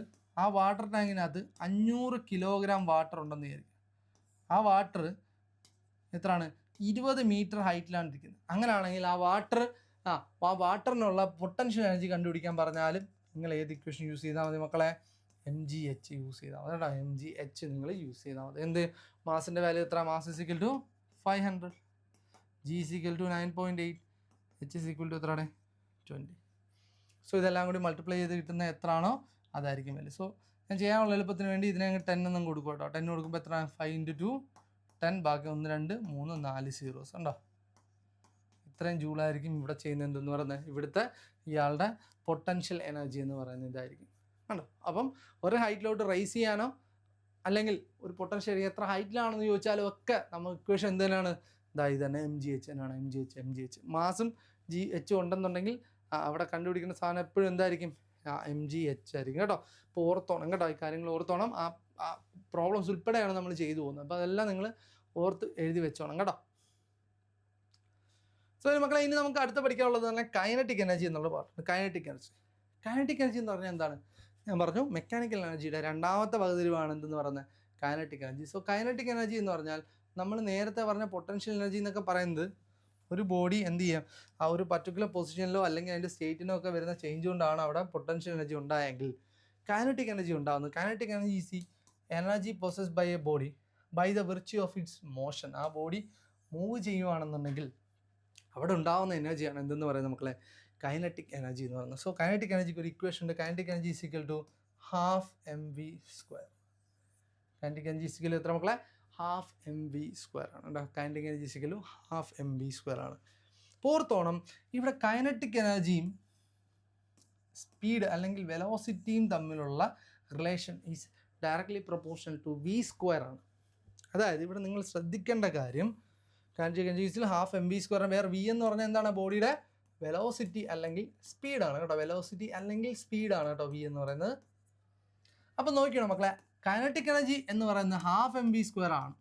അപ്പോൾ ഓർത്തോണം, kinetic energy is proportional to the square of the velocity അല്ലേ? വെലോസിറ്റിയുടെ അല്ലെങ്കിൽ സ്പീഡിൻ്റെ സ്ക്വയറിന് ഡയറക്ട്ലി പ്രൊപ്പോർഷണൽ ആണ്. അതിൻ്റെ അർത്ഥം എന്താണെന്ന് വെച്ച് കഴിഞ്ഞാൽ നോക്കണം, വെലോസിറ്റി 2 ടൈംസ് കൂടുവാണെങ്കിൽ, വെലോസിറ്റി 2 ടൈംസ് കൂടുവാണെങ്കിൽ കൈനറ്റിക് എനർജി ഓർത്തോണം 2 സ്ക്വയർ ടൈംസ് കൂടും. നിങ്ങൾ 4 ടൈംസ് കൂടുമെന്ന് പഠിക്കേണ്ട, പകരം 2 സ്ക്വയർ ടൈംസ് കൂടും എന്ന് പഠിക്കുക കേട്ടോ. 2 സ്ക്വയർ ടൈംസ് എന്ന് പറഞ്ഞാൽ എത്രയാണ്? 4 ടൈംസ് കൂടും കേട്ടോ. അപ്പോൾ 2 സ്ക്വയർ ടൈംസ് കൂടുമെന്ന് പറഞ്ഞ് പഠിക്കാൻ കാര്യം എല്ലാത്തിനകത്ത് 2 ഇതൊക്കെ വരുമ്പോഴത്തേക്ക് എല്ലാവർക്കും കൺഫ്യൂഷൻ ഉണ്ടാവും. അപ്പോൾ കൺഫ്യൂഷൻ ഒഴിവാക്കാൻ വേണ്ടിയാണ് സ്ക്വയർ റിലേഷൻ വെച്ച് പഠിച്ചു വെക്കുക. ഓക്കെ, ഇനി നോക്കുക. വെലോസിറ്റി അല്ലെങ്കിൽ സ്പീഡ് 3 ടൈംസ് കൂടിയാൽ മക്കളെ കൈനറ്റിക് എനർജി 3 സ്ക്വയർ ടൈംസ് കൂടും, അതായത് 9 ടൈംസ് കൂടും കണ്ടോ. അപ്പം ഇവിടെ 2 4 ആകുമ്പോഴത്തേക്ക് എല്ലാവരും 3 6 എഴുതാനുള്ള ടെൻഡൻസി കാണിക്കും. അത് ഒഴിവാക്കാൻ വേണ്ടിയിട്ടാണ് ഞാൻ 9 എന്ന് 3 സ്ക്വയർ എന്ന് തന്നെ പറഞ്ഞ് പഠിക്കാൻ പറഞ്ഞത് കേട്ടോ. ഇനി നോക്കുക, വെലോസിറ്റി 4 ടൈംസ് കൂടിയാലോ കൈനറ്റിക് എനർജി എത്ര ആയിരിക്കും? 4 സ്ക്വയർ ടൈംസ്, അതായത് 16 ടൈംസ് എന്ത് ചെയ്യും? വെലോസിറ്റി കൂടും കണ്ടോ. ഇനി നേരെ തിരിച്ച് കുറയുവാണെങ്കിലോ, വെലോസിറ്റി എന്നുള്ളത് 1/2 ആയിട്ട് കുറഞ്ഞു.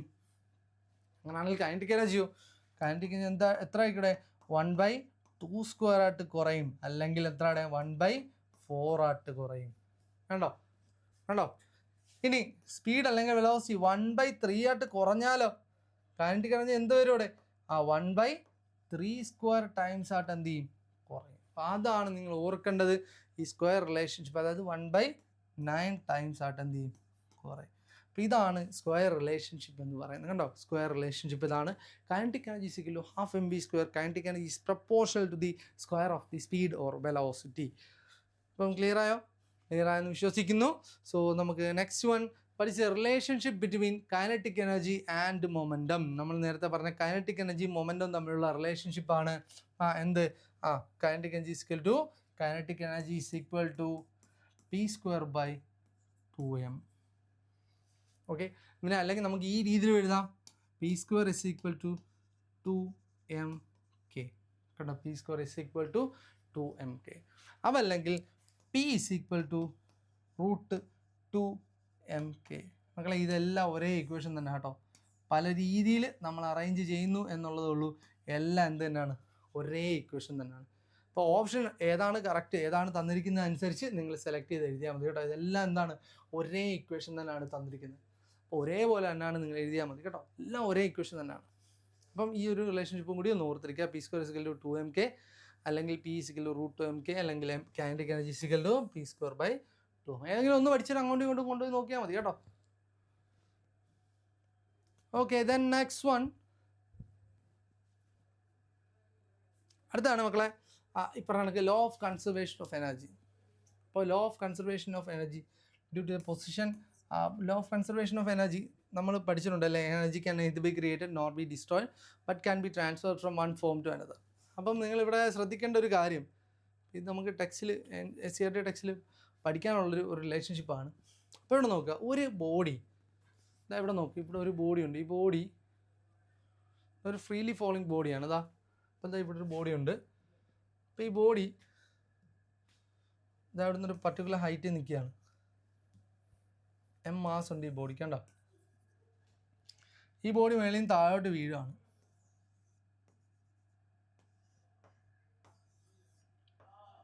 കണ്ടോ, ഈ ബോഡി മേളിൽ നിന്ന് താഴോട്ട് വീഴുകയാണ്. ഈ ബോഡി ആദ്യം ഇനിഷ്യലി നിന്നത് h എന്ന് പറയുന്നൊരു ഹൈറ്റിലാണ്. കണ്ടോ ഈ ബോഡി. അങ്ങനെയാണെങ്കിൽ at the top most position, നമ്മൾ 3 position, at the top most position അല്ലെങ്കിൽ ഈ കാണുന്ന ഏറ്റവും ടോപ്പ് മോസ്റ്റ് പൊസിഷനിൽ എവിടെ നിന്നാണോ റിലീസ് ചെയ്തത് ആ പൊസിഷനിൽ ഈ ബോഡിയുടെ സ്പീഡ് എന്ന് പറഞ്ഞാൽ 0 ആയിരിക്കും. കാര്യം നമ്മൾ എന്ത് ചെയ്യും, ആ ഒരു ബോഡി നമ്മൾ ഫ്രീ ആയിട്ട് റിലീസ് ചെയ്യുകയാണ് അല്ലേ. Freely falling body. Freely falling body എന്ന് പറഞ്ഞാൽ എന്താണ്? ഫ്രീലി ഫോളിങ് ബോഡി എന്ന് പറഞ്ഞാൽ the motion of A body under the influence of gravity only. Gravitational force മാത്രം വെച്ച് ഒരു ബോഡി എന്ത് ചെയ്യുക, മൂവ് ചെയ്യുകയാണെങ്കിൽ അവനെയാണ് നമ്മൾ എന്തെന്ന് വിളിക്കുന്നത്?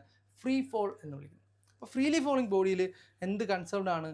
ഈ പറഞ്ഞ പോലെ എനർജി കൺസേർവ്ഡ് ആണ്. ഇത് ചോദിച്ചിട്ടുള്ളതാണ് കേട്ടോ, അതുകൊണ്ടാണ് ഞാൻ എടുത്തെടുത്ത് പഠിപ്പിക്കുന്നത്. അപ്പോൾ ഏറ്റവും ടോപ്പ് മോസ്റ്റ് പൊസിഷനിൽ, ഒരു ബോഡിയുടെ ഏറ്റവും ടോപ്പ് മോസ്റ്റ് പൊസിഷനിൽ അവിടുത്തെ സ്പീഡ് എന്തായിരിക്കും? 0 ആയിരിക്കും. അങ്ങനെയാണെങ്കിൽ ഇവിടുത്തെ കൈനറ്റിക് എനർജി എന്ന് പറഞ്ഞാൽ എന്താ മക്കളെ? 0 ആയിരിക്കും. ഇനി ഇവിടുത്തെ പൊട്ടൻഷ്യൽ എനർജി എന്ന് പറഞ്ഞാൽ എത്ര വരും? പൊട്ടൻഷ്യൽ എനർജി എന്ന് വെച്ചാൽ എത്ര ആയിരിക്കും? m × g × h ആയിരിക്കും കേട്ടോ. ഇവിടുത്തെ kinetic energy 0, potential energy mgh ആണ്. ഇവിടുത്തെ ടോട്ടൽ എനർജി എന്ന് പറഞ്ഞാൽ എത്രയാണ്? 0 + mgh എത്രയാണ്? 0 + mgh എത്രയാണ്? mgh ആയിരിക്കും ഇവിടുത്തെ ടോട്ടൽ എനർജി എന്ന് പറയുന്നത്. ക്ലിയറാ? ഇനി നിങ്ങൾ ഓർത്തോണം, ഇവിടെ ഈ ഒരു മിഡ് പോയിന്റിൽ ഇവിടെ കൈനറ്റിക് എനർജി ഉണ്ട്, ഇവിടുത്തെ പൊട്ടൻഷ്യൽ എനർജി ഉണ്ട്. സോ ഇവിടുത്തെ ടോട്ടൽ എനർജി എന്ന് പറഞ്ഞാൽ എത്ര ആയിരിക്കും? Kinetic energy plus potential energy ആയിരിക്കും. ഇനി ഏറ്റവും താഴത്തെ പോയിന്റിൽ, ഏറ്റവും ലോവർ മോസ്റ്റ് പോയിന്റിൽ ഇവിടെ എന്തില്ല? ഹൈറ്റ് ഇല്ല. ഇവിടെ ഹൈറ്റ് ഇസിക്കൽ ടു എന്താ മക്കളെ? 0 ആണ്. ഇവിടെ ഹൈറ്റ് ഇസിക്കൽ എന്താണ്? 0 ആണ്. ഇവിടെ ഹൈറ്റ് 0 ആയതുകൊണ്ട് തന്നെ ഇവിടുത്തെ പൊട്ടൻഷ്യൽ എനർജി എന്ന് പറഞ്ഞാൽ എത്ര ആയിരിക്കും? 0 ആയിരിക്കും. കൈനറ്റിക് എനർജി എന്ന് പറഞ്ഞാൽ ഈ പോയിന്റിലായിരിക്കും എന്ത്? മാക്സിമം ആയിട്ടുള്ളത്. കൈനറ്റിക് എനർജി ഏറ്റവും മാക്സിമം ഏത് പോയിന്റിലാണ്? ഈ പോയിന്റിലാണ്. പൊട്ടൻഷ്യൽ എനർജി ഏറ്റവും മാക്സിമം ഉള്ള എവിടെയാണ്? ഇവിടെ കേട്ടോ. പൊട്ടൻഷ്യൽ എനർജി മാക്സിമം അറ്റ് എന്താണ്? മാക്സിമം ഹൈറ്റും kinetic energy maximum at A point just before touching the ground. ആ ഗ്രൗണ്ടിനെ ടച്ച് ചെയ്യുന്ന ജസ്റ്റ് ബിഫോർ ആയിട്ടുള്ള ആ ഒരു ടൈമിലായിരിക്കും എന്തെന്ന് പറഞ്ഞാൽ കൈനറ്റിക് എനർജിയുടെ വാല്യൂ മാക്സിമം ഉള്ളത്. അപ്പോൾ ഇതിൻ്റെ ഒരു പ്രൂഫും കാര്യങ്ങളും ഒക്കെ നിങ്ങൾക്ക് വേണമെങ്കിൽ റെഫർ ചെയ്യാം, പക്ഷേ അതിൻ്റെ ഒന്നും ആവശ്യമില്ല. അപ്പോൾ ഞാൻ ഒരു എക്സാമ്പിൾ വെച്ചിട്ട് ഇതിൻ്റെ ഒരു പ്രൂഫ് ഞാൻ നിങ്ങൾക്ക് ജസ്റ്റ് ഒന്ന്, പ്രൂഫല്ല, ഇതിൻ്റെ ഒരു വാല്യൂ വെച്ചിട്ട് ഞാൻ നിങ്ങൾക്ക് പറഞ്ഞുതരാം. ഇപ്പോൾ ഇവിടെ നോക്കിക്കോ, ഇവിടെ ഈ ഹൈറ്റ് എന്ന് പറയുന്നൊരു 10 മീറ്റർ ആണെന്ന് വിചാരിക്കുക. ഇതിൻ്റെ മാസ് എന്ന് പറയുന്നത് 5 കിലോഗ്രാം ആണെന്ന് വിചാരിക്കുക. അങ്ങനെയാണെങ്കിൽ ഇവിടുത്തെ പൊട്ടൻഷ്യൽ എനർജി എന്ന് പറഞ്ഞാൽ എത്ര മക്കളെ? ഇവിടുത്തെ പൊട്ടൻഷ്യൽ എനർജി എന്ന് വെച്ചാൽ m×g×h ആയിരിക്കും. അതായത് 5×10×10 ദാറ്റ് ഈസ് ഈക്വൽ എത്രയാണ്? 500 ആയിരിക്കും. ക്ലിയർ ആയി? 500 ആയിരിക്കും. മക്കളെ നിങ്ങൾ ഓർക്കണം, ഈ ഇവിടുത്തെ ടോട്ടൽ എനർജി എന്ന് പറഞ്ഞാൽ എന്താണ്? കൈനറ്റിക് എനർജി 0 ആയതുകൊണ്ട് ഇവിടുത്തെ ടോട്ടൽ എനർജി എന്ന് പറഞ്ഞാൽ എന്താണ്? ഇവിടെ 500 തന്നെയാണ്. ഞാൻ ഒന്നുകൂടി പറയാം. ഇവിടുത്തെ പൊട്ടൻഷ്യൽ എനർജി ഞാൻ ഇവിടെ കാൽക്കുലേറ്റ് ചെയ്തപ്പോൾ ഇവിടുത്തെ പൊട്ടൻഷ്യൽ എനർജി എന്ന് പറയുന്നത് mgh ചെയ്യുമ്പോൾ നമുക്ക് എത്ര കിട്ടും? 500 ജൂളാണ് പൊട്ടൻഷ്യൽ എനർജി. ആൻഡ് ഇവിടുത്തെ കൈനറ്റിക് എനർജി എന്ന് പറഞ്ഞാൽ ഞാൻ പറഞ്ഞു മാക്സിമം ഹൈറ്റിൽ 0 ആണ്. അങ്ങനെയാണെങ്കിൽ ഇവിടുത്തെ ടോട്ടൽ എനർജി എന്ന് പറഞ്ഞാൽ എത്ര ആയിരിക്കും? 500 ജൂളായിരിക്കും. അപ്പോൾ ഈ കാര്യം മനസ്സിലായല്ലോ. അപ്പോൾ law of conservation of energy പറയുന്നത് വെച്ചാൽ ഈ ടോട്ടൽ എനർജി 500 ജൂൾ ആയിരിക്കും. ഇവിടെയുള്ള 500 ജൂൾ എന്ന് പറഞ്ഞാൽ എന്തായിരിക്കും? ഇവിടുത്തെ ടോട്ടൽ എനർജി ആയിരിക്കും. ഈ താഴത്തെ പോയിന്റിലും ടോട്ടൽ എനർജി എന്ന് പറഞ്ഞാൽ എത്ര തന്നെ ആയിരിക്കും മക്കളെ? 500 ജൂൾ തന്നെ ആയിരിക്കും. അപ്പോൾ നിങ്ങൾ ഓർക്കേണ്ട, ഈ 500 ജൂൾ ഇവിടുത്തെ എന്ന് പറഞ്ഞാൽ കൈനറ്റിക് എനർജിയും പൊട്ടൻഷ്യൽ എനർജി കൂടി ചേർന്നിട്ട് ഇവിടെ 500 ജൂൾ എത്തും. കണ്ടോ? അതിന് ഏറ്റവും താഴത്തെ പോയിന്റിൽ, ഏറ്റവും ലോവസ്റ്റ് പോയിന്റിൽ ഇവിടുത്തെ എന്താണ്? പൊട്ടൻഷ്യൽ എനർജി 0 ആയതുകൊണ്ട് ഇവിടുത്തെ കൈനറ്റിക് എനർജി മാത്രമായിരിക്കും എത്ര എന്ന് പറഞ്ഞാൽ 500 ജൂൾ എന്നാണ്. അപ്പോൾ നിങ്ങൾ നോക്കേ, മേളി എന്താണ്? പൊട്ടൻഷ്യൽ എനർജി 500 ആണ്, താഴെ കൈനറ്റിക് എനർജി 500. സോ അപ്പോൾ ഇവിടെ നടന്ന എന്താണ്? ഈ 500 ജൂള് തിരിച്ചെന്തായി? 500 ജൂളായിട്ട് തന്നെ കൺവേർട്ട്. അതായത് 500 ജൂൾ ഉണ്ടായിരുന്ന potential energy has been converted to 500 joule of kinetic energy. കണ്ടോ? ഇവിടെ കൈനറ്റിക് എനർജി ആയിട്ട് ഇവിടെ കൺവേർട്ട് ചെയ്യുകയാണ് ചെയ്യപ്പെട്ടത്. ഇതിൻ്റെ പ്രൂഫൊക്കെ ഉണ്ട്. പ്രൂഫ് ഒന്നും നിങ്ങൾക്ക് വേണ്ട. നിങ്ങൾ ആലോചിക്കേണ്ട കാര്യം ഇത്രേ ഉള്ളൂ. ഈ നടുക്കത്തെ പോയിന്റ് 500 ആയിരിക്കും, മേളത്തെ പോയിന്റ് 500. ഇതിൻ്റെ ഇടയ്ക്ക് എത്രയൊക്കെ പോയിന്റ്സ് ഉണ്ടോ ആ പോയിന്റ്സിലെല്ലാം അവിടുത്തെ ടോട്ടൽ എനർജി എന്ന് പറഞ്ഞാൽ എത്ര ആയിരിക്കും മക്കളെ? 500 ജൂൾ ആയിരിക്കും. ക്ലിയർ ആയോ? ഇനി നിങ്ങൾക്ക് സപ്പോസ് നിങ്ങൾക്ക് ഇതിൻ്റെ ഇടയ്ക്ക് എങ്ങാനും ഏതെങ്കിലും ഒരു പോയിന്റ് എന്ന്, ഞാൻ കുറച്ചുകൂടി ഡീപ്പിലായിട്ട് പോവുകയാണ് മക്കളെ. ഇവിടെ നോക്കുക, ഇവിടുത്തെ ഹൈറ്റ് ഒരു 3 മീറ്റർ ആണെന്ന് വിചാരിക്കുക. ഞാൻ ഇവിടെ 10 എടുത്ത് 3 മീറ്റർ ആണ്.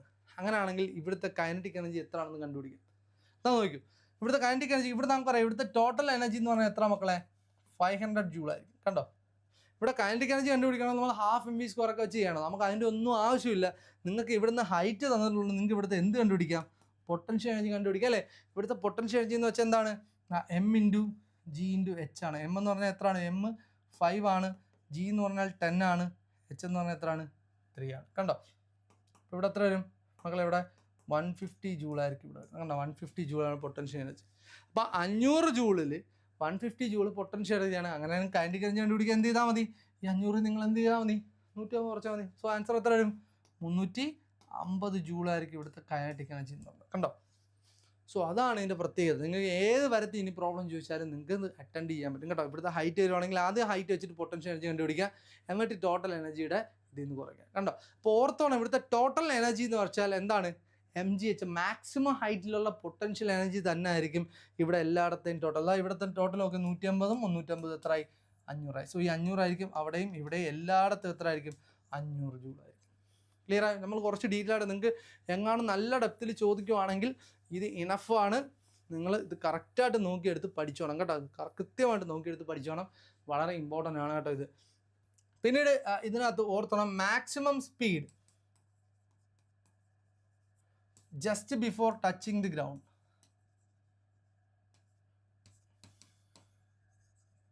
അല്ലെങ്കിൽ ഒരു ഫ്രീ ഫോളിൻ്റെ മാക്സിമം സ്പീഡ് കണ്ടുപിടിക്കാൻ ഓർത്തണം v = √2gh ആണ് കേട്ടോ. √2gh ആ ഹൈറ്റ് വെച്ചിട്ട് കണ്ടുപിടിച്ചാൽ മതി കേട്ടോ. ഇപ്പോൾ ഉദാഹരണത്തിന് ഒരു ബോഡി h = 5 മീറ്ററിൽ നിൽക്കുമെന്ന് വിചാരിക്കുക. അങ്ങനെയാണെങ്കിൽ അത് ജസ്റ്റ് ബിഫോർ ടച്ചിങ് ദി ഗ്രൗണ്ടിൽ എത്തുമ്പോൾ ഉള്ള മാക്സിമം സ്പീഡ് എത്രയാണെന്ന് ചോദിച്ചു കഴിഞ്ഞാൽ ആ v = √2 × 10 × 5. സോ എത്ര വരും? √100. ദാറ്റ് ഈസ് എത്രയാണ്? 10 m/s. സോ ഇത്രയൊക്കെ 10 m/s ആയിരിക്കും. അത് ചോദിച്ചിട്ടുണ്ട്, PQ ആണ് കേട്ടോ, പ്രീവിയസ് ഇയർ ചോദിച്ചിട്ടുള്ള കാര്യമാണ്. അത് v = √2gh എന്നുള്ള ഫോമുല വെച്ചിട്ട് അതിൻ്റെ സ്പീഡ് കണ്ടുപിടിക്കും. നമ്മൾ ഇത്രയും ഡീറ്റെയിൽ ആയിട്ടാണ് കേട്ടോ നിങ്ങൾക്ക് ക്ലാസ് ഒക്കെ തരുന്നത്. നിങ്ങളത് ഓർക്കണം. അതുകൊണ്ട് നിങ്ങളത് നല്ല രീതിയിൽ തന്നെ ഈ വീഡിയോ കണ്ട് അത്ര ഇമ്പോർട്ടൻസ് കൊടുക്കുക. പ്രത്യേകിച്ച് റെയിൽവേക്ക്, RRBയുടെയൊക്കെ ബാച്ചുകൾക്ക് ഈ പറയണക്ക് ഇത്രയും ഡീറ്റെയിൽ ആയിട്ടാണ് നമുക്ക് തരുന്നത്. +2 ലെവലിലും അല്ലെങ്കിൽ 10th ലെവൽ CBSEയിലെല്ലാം നമ്മൾ പഠിക്കുന്ന കണക്ക് NCERT ടെക്സ്റ്റിൻ്റെ അതേ ലെവലിൽ തന്നെയാണ് നമ്മൾ ക്ലാസ് എടുത്ത് പോകുന്നത്. സോ ഓരോ ക്ലാസ്സുകളും നിങ്ങൾ കംപ്ലീറ്റ് ആയിട്ട് തന്നെ കാണാൻ ശ്രമിച്ച് പഠിക്കുന്ന കാര്യങ്ങൾ കൃത്യമായിട്ട് നോട്ട് ചെയ്ത് വെച്ച് തന്നെ പഠിക്കുക. നിങ്ങൾക്ക് ഉറപ്പായിട്ടും നിങ്ങൾക്ക് ഗുണമുണ്ടാവും കേട്ടോ. അപ്പോൾ അത് മറക്കല്ലേ. സോ ഈ ഒരു കാര്യം √2gh എന്നുള്ളൊരു കാര്യം. ഇനി ഇതേ കേസ് തന്നെ വരുന്ന മറ്റൊരെണ്ണം ഉണ്ട്. അതാണ് നമ്മളൊരു പെൻഡുലത്തിൻ്റെ കേസ്. അതും കൂടി ഞാനൊന്ന് പറയാം. പെൻഡുലം, ഇവിടെ ഒരു പെൻഡുലം ഞാൻ കെട്ടിത്തൂക്കി ഇട്ടെന്ന് വിചാരിക്കും. ഈ പെൻഡുലത്തിനെ നിങ്ങളിതാ ഇങ്ങനൊരു പൊസിഷനിലും പോവും, ഇതാ തിരിച്ചിതാ ഇങ്ങനൊരു പൊസിഷനിലും കണ്ടോ.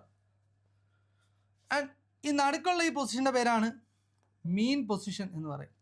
ആൻഡ് ഈ ഇതിലുള്ള പൊസിഷനാണ് നമ്മൾ എക്സ്ട്രീം പൊസിഷൻ എന്ന് പറയുന്നത്.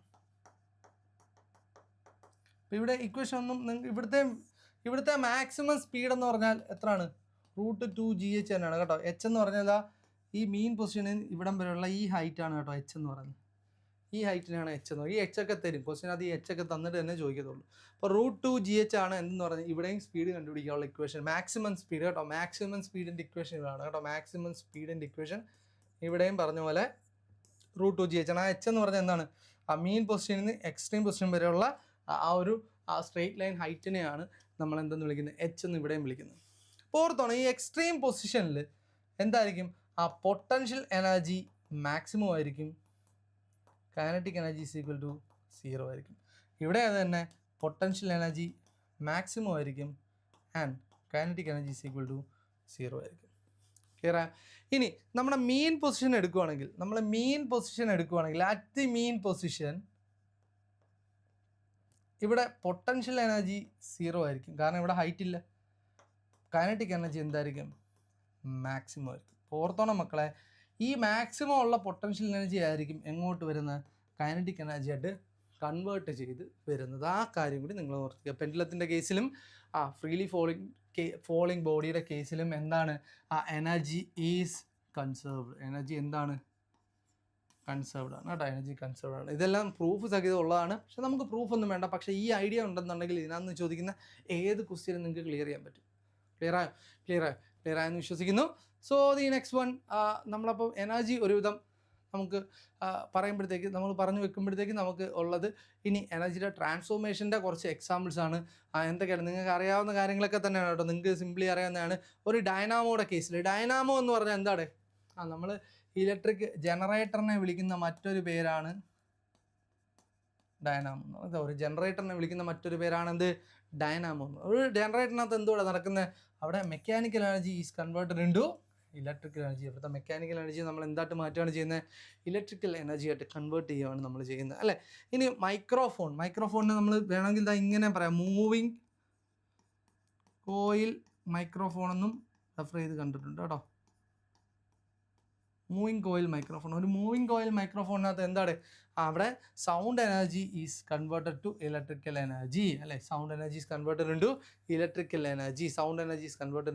എനർജി. അതായത് നമ്മളെ മൈക്രോഫോൺ എന്ന് പറയുന്നത് എന്താണ്? മൈക്ക്. നമ്മൾ സാധാരണ യൂസ് ചെയ്യുന്ന മൈക്കിൽ, ആ മൈക്ക് തന്നെ മൈക്രോഫോൺ എന്ന് ഉദ്ദേശിക്കും. അവിടെ എന്താ?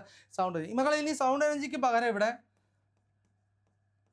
മെക്കാനിക്കൽ എനർജി എന്നൊരു ഓപ്ഷൻ ക്വസ്റ്റ്യനിൽ ഉണ്ടെങ്കിൽ ആ മെക്കാനിക്കൽ എനർജി ചൂസ് ചെയ്തോണം. സൗണ്ട് എനർജി ഉണ്ടെങ്കിൽ അത് തന്നെയാണ് ബെസ്റ്റ്. മെക്കാനിക്കൽ എനർജി ഇപ്പോൾ സൗണ്ട് എനർജി ഇല്ല, mechanical energy is converted into electrical energy ആണെന്നുണ്ടെങ്കിൽ അതും എന്താണ്? കറക്റ്റ് തന്നെയാണ് കേട്ടോ. അതും ഓർത്തിരിക്കുക. ഇനി അടുത്ത ലൗഡ് സ്പീക്കർ. ലൗഡ് സ്പീക്കറിനെ നമ്മൾ എന്ത് പറയാറുണ്ട്? മൂവിങ് കോയിൽ ലൗഡ് സ്പീക്കർ എന്നതിനെയും പറയാറുണ്ട്. മൂവിങ് കോയിൽ ലൗഡ് സ്പീക്കർ എന്നും പറയാറുണ്ട്, അല്ലെങ്കിൽ ലൗഡ് സ്പീക്കർ എന്നും പറയാറുണ്ട്. ഇപ്പോൾ ലൗഡ് സ്പീക്കറിനകത്ത് നടക്കുന്നത് എന്താ? ഇലക്ട്രിക്കൽ എനർജി എന്തായിട്ട് മാറ്റൂടെ? സൗണ്ട് എനർജി ആയിട്ട് മാറ്റും. Electrical energy is converted into sound energy, അല്ലെങ്കിൽ electrical energy is converted into mechanical energy എന്ന് പറഞ്ഞാലും എന്തില്ല, തെറ്റില്ല കേട്ടോ. അങ്ങനെ പറഞ്ഞാലും നിങ്ങളത് ഓപ്ഷനിൽ നിന്ന് കൃത്യമായിട്ട് ചൂസ് ചെയ്ത് എഴുതിക്കോണം. then അടുത്ത ഇലക്ട്രിക് മോട്ടർ, നമ്മൾ വീടുകളിലൊക്കെ യൂസ് ചെയ്യുന്ന മോട്ടറിൽ എന്തോടെ ഇലക്ട്രിക്കൽ എനർജിയെ നമ്മൾ എന്തായിട്ട് കൺവേർട്ട് ചെയ്യുന്നത്, മെക്കാനിക്കൽ എനർജി ആയിട്ട് കൺവേർട്ട് ചെയ്യുന്നാൽ electrical energy is converted to എന്താണ്, മെക്കാനിക്കൽ എനർജിയാണ് ഒരു ഇലക്ട്രിക് മോട്ടറിൽ നടക്കുന്നത്. then അടുത്ത ഹൈഡ്രോ ഇലക്ട്രിക് പവർ പ്ലാന്റ്. ഒരു ഹൈഡ്രോ പവർ പ്ലാന്റ്, നിങ്ങൾക്കറിയാം ഹൈഡ്രോ ഇലക്ട്രിക് പവർ പ്ലാന്റ് എന്തോടെ, ഹൈഡ്രോ ഇലക്ട്രിക് പവർ പ്ലാന്റിൽ ഈ പറയുന്ന നല്ല വലിയൊരു ഹൈറ്റിൽ എന്ത് ചെയ്യും, ഒരു ഡാം കൺസ്ട്രക്ട് ചെയ്യും. ആണോ.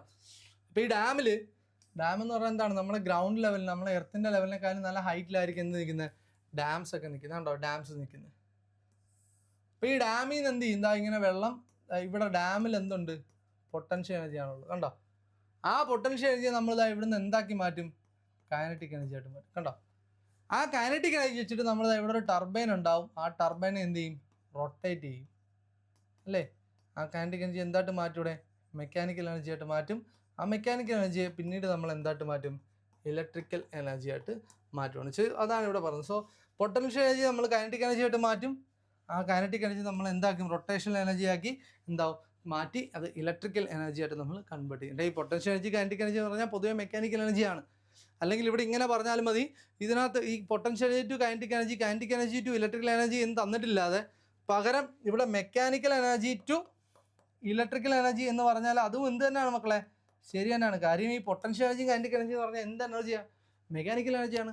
സോ ഒന്നുകിൽ potential energy to kinetic energy to electrical energy എന്ന് പറഞ്ഞാലും ശരിയാണ്, അല്ലെങ്കിൽ direct mechanical energy into electrical energy എന്ന് പറഞ്ഞാലും അതും എന്ത് തന്നെയാണ്, ശരി തന്നെയാണ് കേട്ടോ. ഇനി അടുത്ത തെർമൽ പവർ പ്ലാന്റിൽ എന്താണ്, ആ കെമിക്കൽ എനർജിയെ നമ്മൾ എന്ത് ചെയ്യും, ആ ഇലക്ട്രിക്കൽ എനർജി ആയിട്ട് കൺവേർട്ട് ചെയ്യുകയാണ് ചെയ്യുന്നത്. ആക്ച്വലി ഈ കെമിക്കൽ എനർജി വെച്ചിട്ട് നമ്മൾ മെക്കാനിക്കൽ എനർജി ഉണ്ടാക്കിയെടുക്കും. ആ മെക്കാനിക്കൽ എനർജിയാണ് പിന്നീട് എന്താകുന്നത്, ഇലക്ട്രിക്കൽ എനർജി ആയിട്ട് നമ്മൾ മാറുന്നത്. അത് നമ്മൾ എനർജി എന്ന് പറയുന്നത് ചാപ്റ്ററിനകത്ത് ഇലക്ട്രിസിറ്റി കഴിഞ്ഞിട്ട് ഏതൊക്കെയാണ് ടൈപ്സ് ഓഫ് പവർ പ്ലാന്റ്സ് എന്ന് പറയുന്നതിനകത്ത് ഡീറ്റെയിൽ ആയിട്ട് നമ്മൾ തെർമൽ പവർ പ്ലാന്റിൻ്റെയും ഹൈഡ്രോ ഇലക്ട്രിക് പവർ പ്ലാന്റിൻ്റെയും ന്യൂക്ലിയർ പവർ പ്ലാന്റിൻ്റെയൊക്കെ കാര്യം നമ്മൾ ഡിസ്കസ് ചെയ്യാം. തൽക്കാലം നിങ്ങൾ ഇത്രയും കൺവേർഷൻ ഒന്ന് ഓർത്തിരിക്കുക കേട്ടോ. നിന്ന് സ്ക്രീൻഷോട്ട് എടുത്ത് വെച്ചിട്ട് ഒന്ന് ഓർത്ത് വെച്ചേക്കണേ. ഓക്കെ, സ്ക്രീൻഷോട്ട് എടുത്ത് വെച്ച് നിങ്ങളൊന്ന് ഓർത്തിരിക്കുക കേട്ടോ. ഓക്കെ, നമ്മൾ ലാസ്റ്റ് ടോപ്പിക് ഈസ് പവർ അല്ല. ഇനി നമുക്കുള്ളത് പവറിനെ പറ്റിയാണ്. പവർ എന്ന് പറഞ്ഞാൽ it is a rate of doing work. നമ്മൾ ചെയ്യുന്ന വർക്കിൻ്റെ റേറ്റിനെയാണ് നമ്മൾ എന്തെന്ന് വിളിക്കുക, പവർ എന്ന് വിളിക്കുക. So it is a rate of doing work അല്ലേ, ഒരു വർക്ക് ചെയ്യുന്നതിൻ്റെ റേറ്റ്. അതായത് power is equal to work by time. Power is equal to work by time. അതിൻ്റെ SI യൂണിറ്റ് ആണ് എന്ത്, ജൂൾ പെർ സെക്കൻഡ്. കേട്ടോ, ജൂൾ പെർ സെക്കൻഡ്. അല്ലെങ്കിൽ ഈ ജൂൾ പെർ സെക്കൻഡിനെയാണ് മക്കളെ നമ്മൾ എന്തെന്ന് വിളിക്കുക, വാട്ട് എന്ന് വിളിക്കുക. കേട്ടോ, ജൂൾ പെർ സെക്കൻഡിനെയാണ് നമ്മൾ എന്തെന്ന് വിളിക്കുക, വാട്ട് എന്ന് വിളിക്കുക. സോ ഒരു വാട്ട് എന്ന് പറഞ്ഞാൽ ഒരു ജൂൾ പെർ സെക്കൻഡ് ആണ്. അപ്പോൾ പവറിൻ്റെ യൂണിറ്റ് എന്താണ്, വാട്ടെന്നോ അല്ലെങ്കിൽ ജൂൾ പെർ സെക്കൻഡ് എന്നോ ഒക്കെ ചോദിക്കുകയാണെങ്കിൽ രണ്ടും. What is what? വാട്ട് എന്ന് പറയുന്നത് എന്താണ്, ഒരു ജൂൾ ഒരു സെക്കൻഡിൽ ചെയ്യുന്ന വർക്കിനെയാണ് നമ്മൾ ഒരു വാട്ട് എന്ന് നമ്മൾ പറയുന്നത്. അപ്പോൾ വാട്ട് എന്ന് പറയുന്നതും ജൂൾ പെർ സെക്കൻഡ് എന്ന് പറയുന്നത് രണ്ടും എന്ത് തന്നെയാണ് മക്കളെ, ഒരേ കൺസെപ്റ്റ് തന്നെയാണ് കേട്ടോ. വാട്ട് എന്ന് പറയുന്നതും ജൂൾ പെർ സെക്കൻഡ് എന്ന് പറയുന്നത്. പിന്നീട് പവറിൻ്റെ മറ്റൊരു ഇക്വേഷൻ ഉണ്ട്. Power is equal to force into velocity എന്നൊരു ഇക്വേഷൻ കൂടി ഉണ്ട് കേട്ടോ. അത് ചില ഈ പറയുന്നത് ചില പ്രോബ്ലത്തിലൊക്കെ ചോദിച്ചിട്ടുണ്ട്. ഇപ്പോൾ എക്സാമ്പിൾ, ഒരു car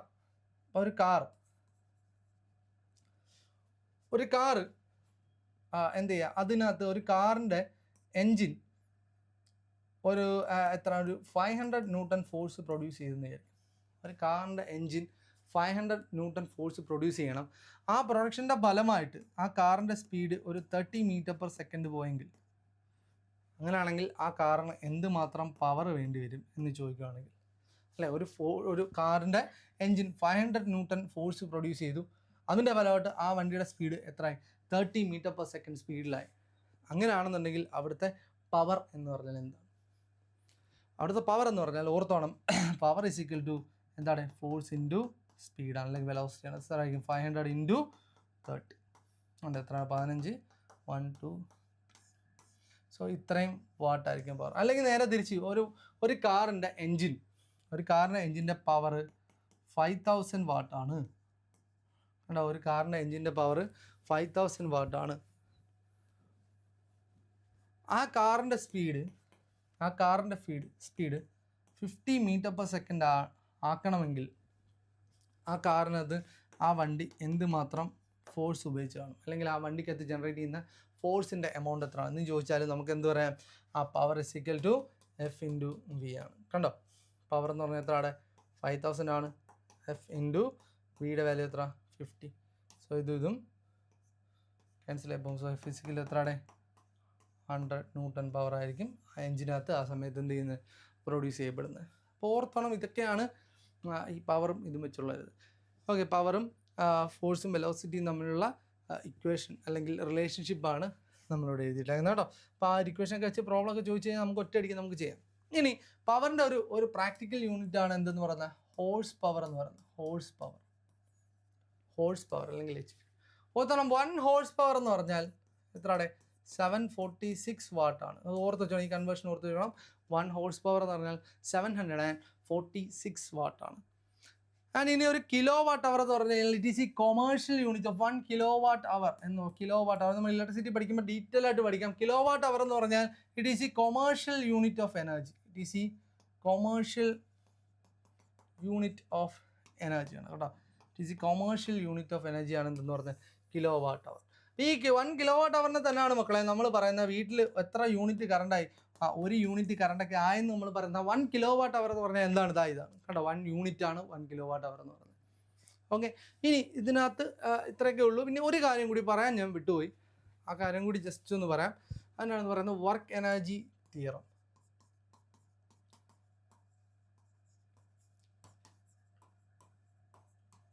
work energy theorem ഓർത്തണം.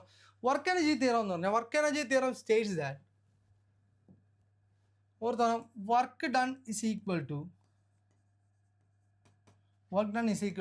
Change in kinetic energy. ഓർത്തോണം work done is equal to change in kinetic energy. ഓർത്തോണം work done is equal to change in kinetic energy. ഇതാണ് ആര് പറയുന്നത്? വർക്ക് എനർജി തിയറം പറയുന്നത്. ഇതുകൊണ്ടുള്ള പ്രോബ്ലംസ് ചോദിച്ചിട്ടുണ്ട്. ഞാൻ ഒരു എക്സാമ്പിൾ പറയാം. അത് work done is equal to change in kinetic energy എന്ന് പറഞ്ഞാൽ ഹാഫ് ഇൻറ്റു mv², അതായത് final kinetic energy minus half into mu² minus initial kinetic energy. അതായത് നിങ്ങളെ ക്വസ്റ്റ്യനകത്ത് ഒരു വണ്ടിയുടെ എൻജിൻ അല്ലെങ്കിൽ ഒരു വണ്ടി അല്ലെങ്കിൽ എന്തെങ്കിലും ഒരു സംഭവം അവൻ്റെ സ്പീഡ് ചേഞ്ച് ചെയ്യുന്നു. അതിനിപ്പോൾ നമ്മൾ ക്വസ്റ്റ്യനകത്ത് സ്പീഡ് ചേഞ്ച് ചെയ്യുന്നു. ആ സ്പീഡ് ചേഞ്ചിന് വേണ്ടുന്ന വർക്ക് ഡൺ എത്ര ആണെന്ന് ചോദിച്ചു കഴിഞ്ഞാൽ നമ്മൾ ഏത് പ്രോബ്ലം വെച്ചാൽ ചെയ്യുന്നത്? ആ work done is equal to change in kinetic energy എന്നുള്ള ഇക്വേഷൻ വെച്ചിട്ടായിരിക്കണം നമുക്കത് സോൾവ് ചെയ്യാം. So work done is equal half mv² minus half mv². So half into m into v² minus u². ഇതാണ് എന്തെന്ന് പറയുന്നത്? വർക്ക് എനർജി തിയറം എന്ന് പറയുന്നത്. Important ആണ്, എഴുതി വെച്ചോണം. Work done is equal to change in kinetic energy. Work done എന്ന് പറഞ്ഞാൽ കൈനറ്റിക് എനർജിയുടെ ചേഞ്ച് ആയിരിക്കും. So change in kinetic energy ആണ് എന്ത്? വർക്ക് ഡൺ എന്ന് പറയുന്നത്. അപ്പോൾ ആ കാര്യം ഇമ്പോർട്ടൻ്റ് ആയിട്ട് ഓർത്ത് വെച്ചേക്കണം. ഞാനൊരു എക്സാമ്പിളും കൂടി പറയാം. അത് എഴുതി എടുത്തതിന് ശേഷം ഈ എക്സാമ്പിളും കൂടി ചെയ്തൊന്ന് പഠിക്കാം. അതായത് what is a work done by a car engine അല്ലെങ്കിൽ work done by an engine to pull a car of mass to change the speed of a car of mass 1000 kilogram.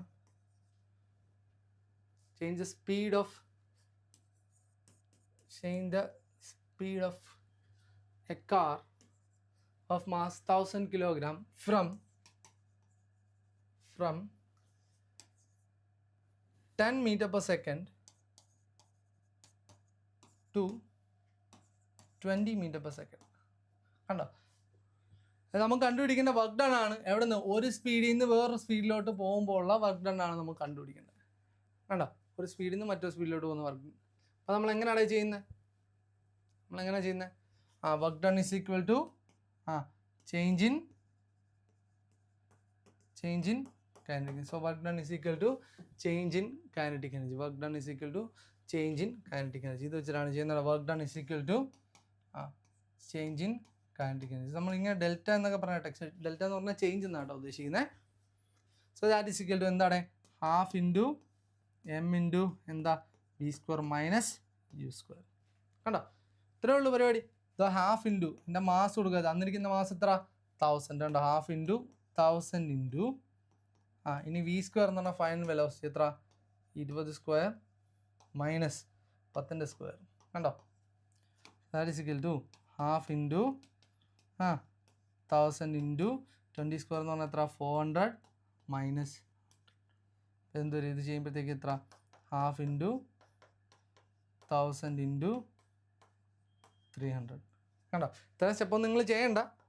അടുത്ത 500 വരും, 500 ഇൻറ്റു 3 5 ഇൻറ്റു 3 15, ബാക്കി 1 2 ഇത്രയും ജൂളായി. കണ്ടോ, so ഇങ്ങനെയാണ് നമ്മളിത് solve ചെയ്യുന്നത്. കണ്ടോ, half into M into V square minus U square വെച്ചിട്ട് ഈ രീതി. ഇനി ഇതേ ക്വസ്റ്റ്യൻ തന്നെ വേറെ, what is work done by the brakes of an engine, അല്ലെങ്കിൽ by the brakes of a car. What is work done by the brakes of a car, or the work done by the brakes of a car to decrease its speed. Speed കുറയ്ക്കാനല്ലേ, to decrease its speed from 20 meter per second to 10 meter per second. കണ്ടോ, 20 meter per second to 10 meter per second. അപ്പോൾ അവിടെ എന്ത് തന്നെയാണ്, ഇത് തന്നെയാണ് equation. Half M into ഇവിടെ V എന്ന് പറയുന്നത് എത്രയാണ്, 10 ആണ്. കണ്ടോ, വി എന്ന് പറഞ്ഞാൽ 10 ആണ്, യു എന്ന് പറഞ്ഞാൽ എത്രയാണ്, 20 ആണ്. സോ അവിടെ ചേഞ്ച് ചെയ്യുന്ന ഈ v square minus U square ചെയ്യണം. അപ്പോൾ ഈ വാല്യൂ എത്ര ആവും, മൈനസ് എന്ന് പറഞ്ഞ രീതിയിൽ വരും. കേട്ടോ, അതുകൊണ്ട് നെഗറ്റീവ് വർക്കാണ്. ഞാൻ പറഞ്ഞു നെഗറ്റീവ് വർക്കാണ് ചെയ്തത്. വണ്ടിയുടെ ബ്രേക്കുകൾ എപ്പോഴും ചെയ്യുന്ന വർക്ക് എന്തായിരിക്കും, നെഗറ്റീവ് ആണ്. നിങ്ങൾക്ക് അത് മൈനസ് കിട്ടുന്നതെന്ന് വെച്ചാൽ അതിൻ്റെ അർത്ഥം എന്താണ്, വർക്ക് എന്ന് പറഞ്ഞാൽ സീറോയെക്കാളും ചെറിയ വാല്യൂ എന്നല്ല അതിൻ്റെ അർത്ഥം. പകരം work done against the motion എന്നാണ്. ആ മോഷന് എഗെയിൻസ്റ്റ് ആയിട്ടുള്ള വർക്കാണ് അവിടെ ചെയ്തത് എന്നാണ് അതിൻ്റെ മീനിങ്. കേട്ടോ, സോ അപ്പോൾ ഈ പ്രോബ്ലം ഒക്കെ ഓർത്ത് വെച്ചോണം. ഇതിനപ്പുറത്തോടൊന്നും വരത്തില്ല കേട്ടോ. ഇത് മാക്സിമം ഇത്രയൊക്കെ വരത്തുള്ളൂ. നമ്മൾ അത്രയും കാര്യമായിട്ട് എല്ലാ ചാപ്റ്റേഴ്സും എടുത്തിട്ടുണ്ട്. സോ വർക്ക് എനർജി പവർ ഇതാ ഇവിടെ അവസാനിച്ചിരിക്കുന്നു. സോ ഇത്രയൊക്കെ ആകുമ്പോഴത്തേക്ക് നമ്മുടെ വർക്ക് എനർജി പവർ എന്നുള്ളൊരു ടോപ്പിക്ക് അവിടെ തീർന്നു. നമ്മൾ പഠിപ്പിച്ച കുറേ കാര്യങ്ങളുണ്ട്, കുറേ പ്രോബ്ലംസ് ഉണ്ട്, കുറേ ഇക്വേഷൻസ് ഉണ്ട്. അതെല്ലാം നിങ്ങൾ കറക്റ്റായിട്ട് നോക്കുക. ഞാൻ പറഞ്ഞു, എന്തെങ്കിലും ഡൗട്ട് ഉണ്ടെങ്കിൽ അത് റിപ്പീറ്റ് ചെയ്ത് ഒന്നുകൂടി കാണുക. ഇക്വേഷൻസ് ഒക്കെ വെച്ചുള്ള പ്രോബ്ലംസ് നിങ്ങൾ തനിയെ സോൾവ് ചെയ്ത് പഠിക്കുക. സോ നെക്സ്റ്റ് ക്ലാസ്സിൽ വേറൊരു സെഷനുമായിട്ട് നമുക്ക് വീണ്ടും കാണാം. Okay, bye, thank U.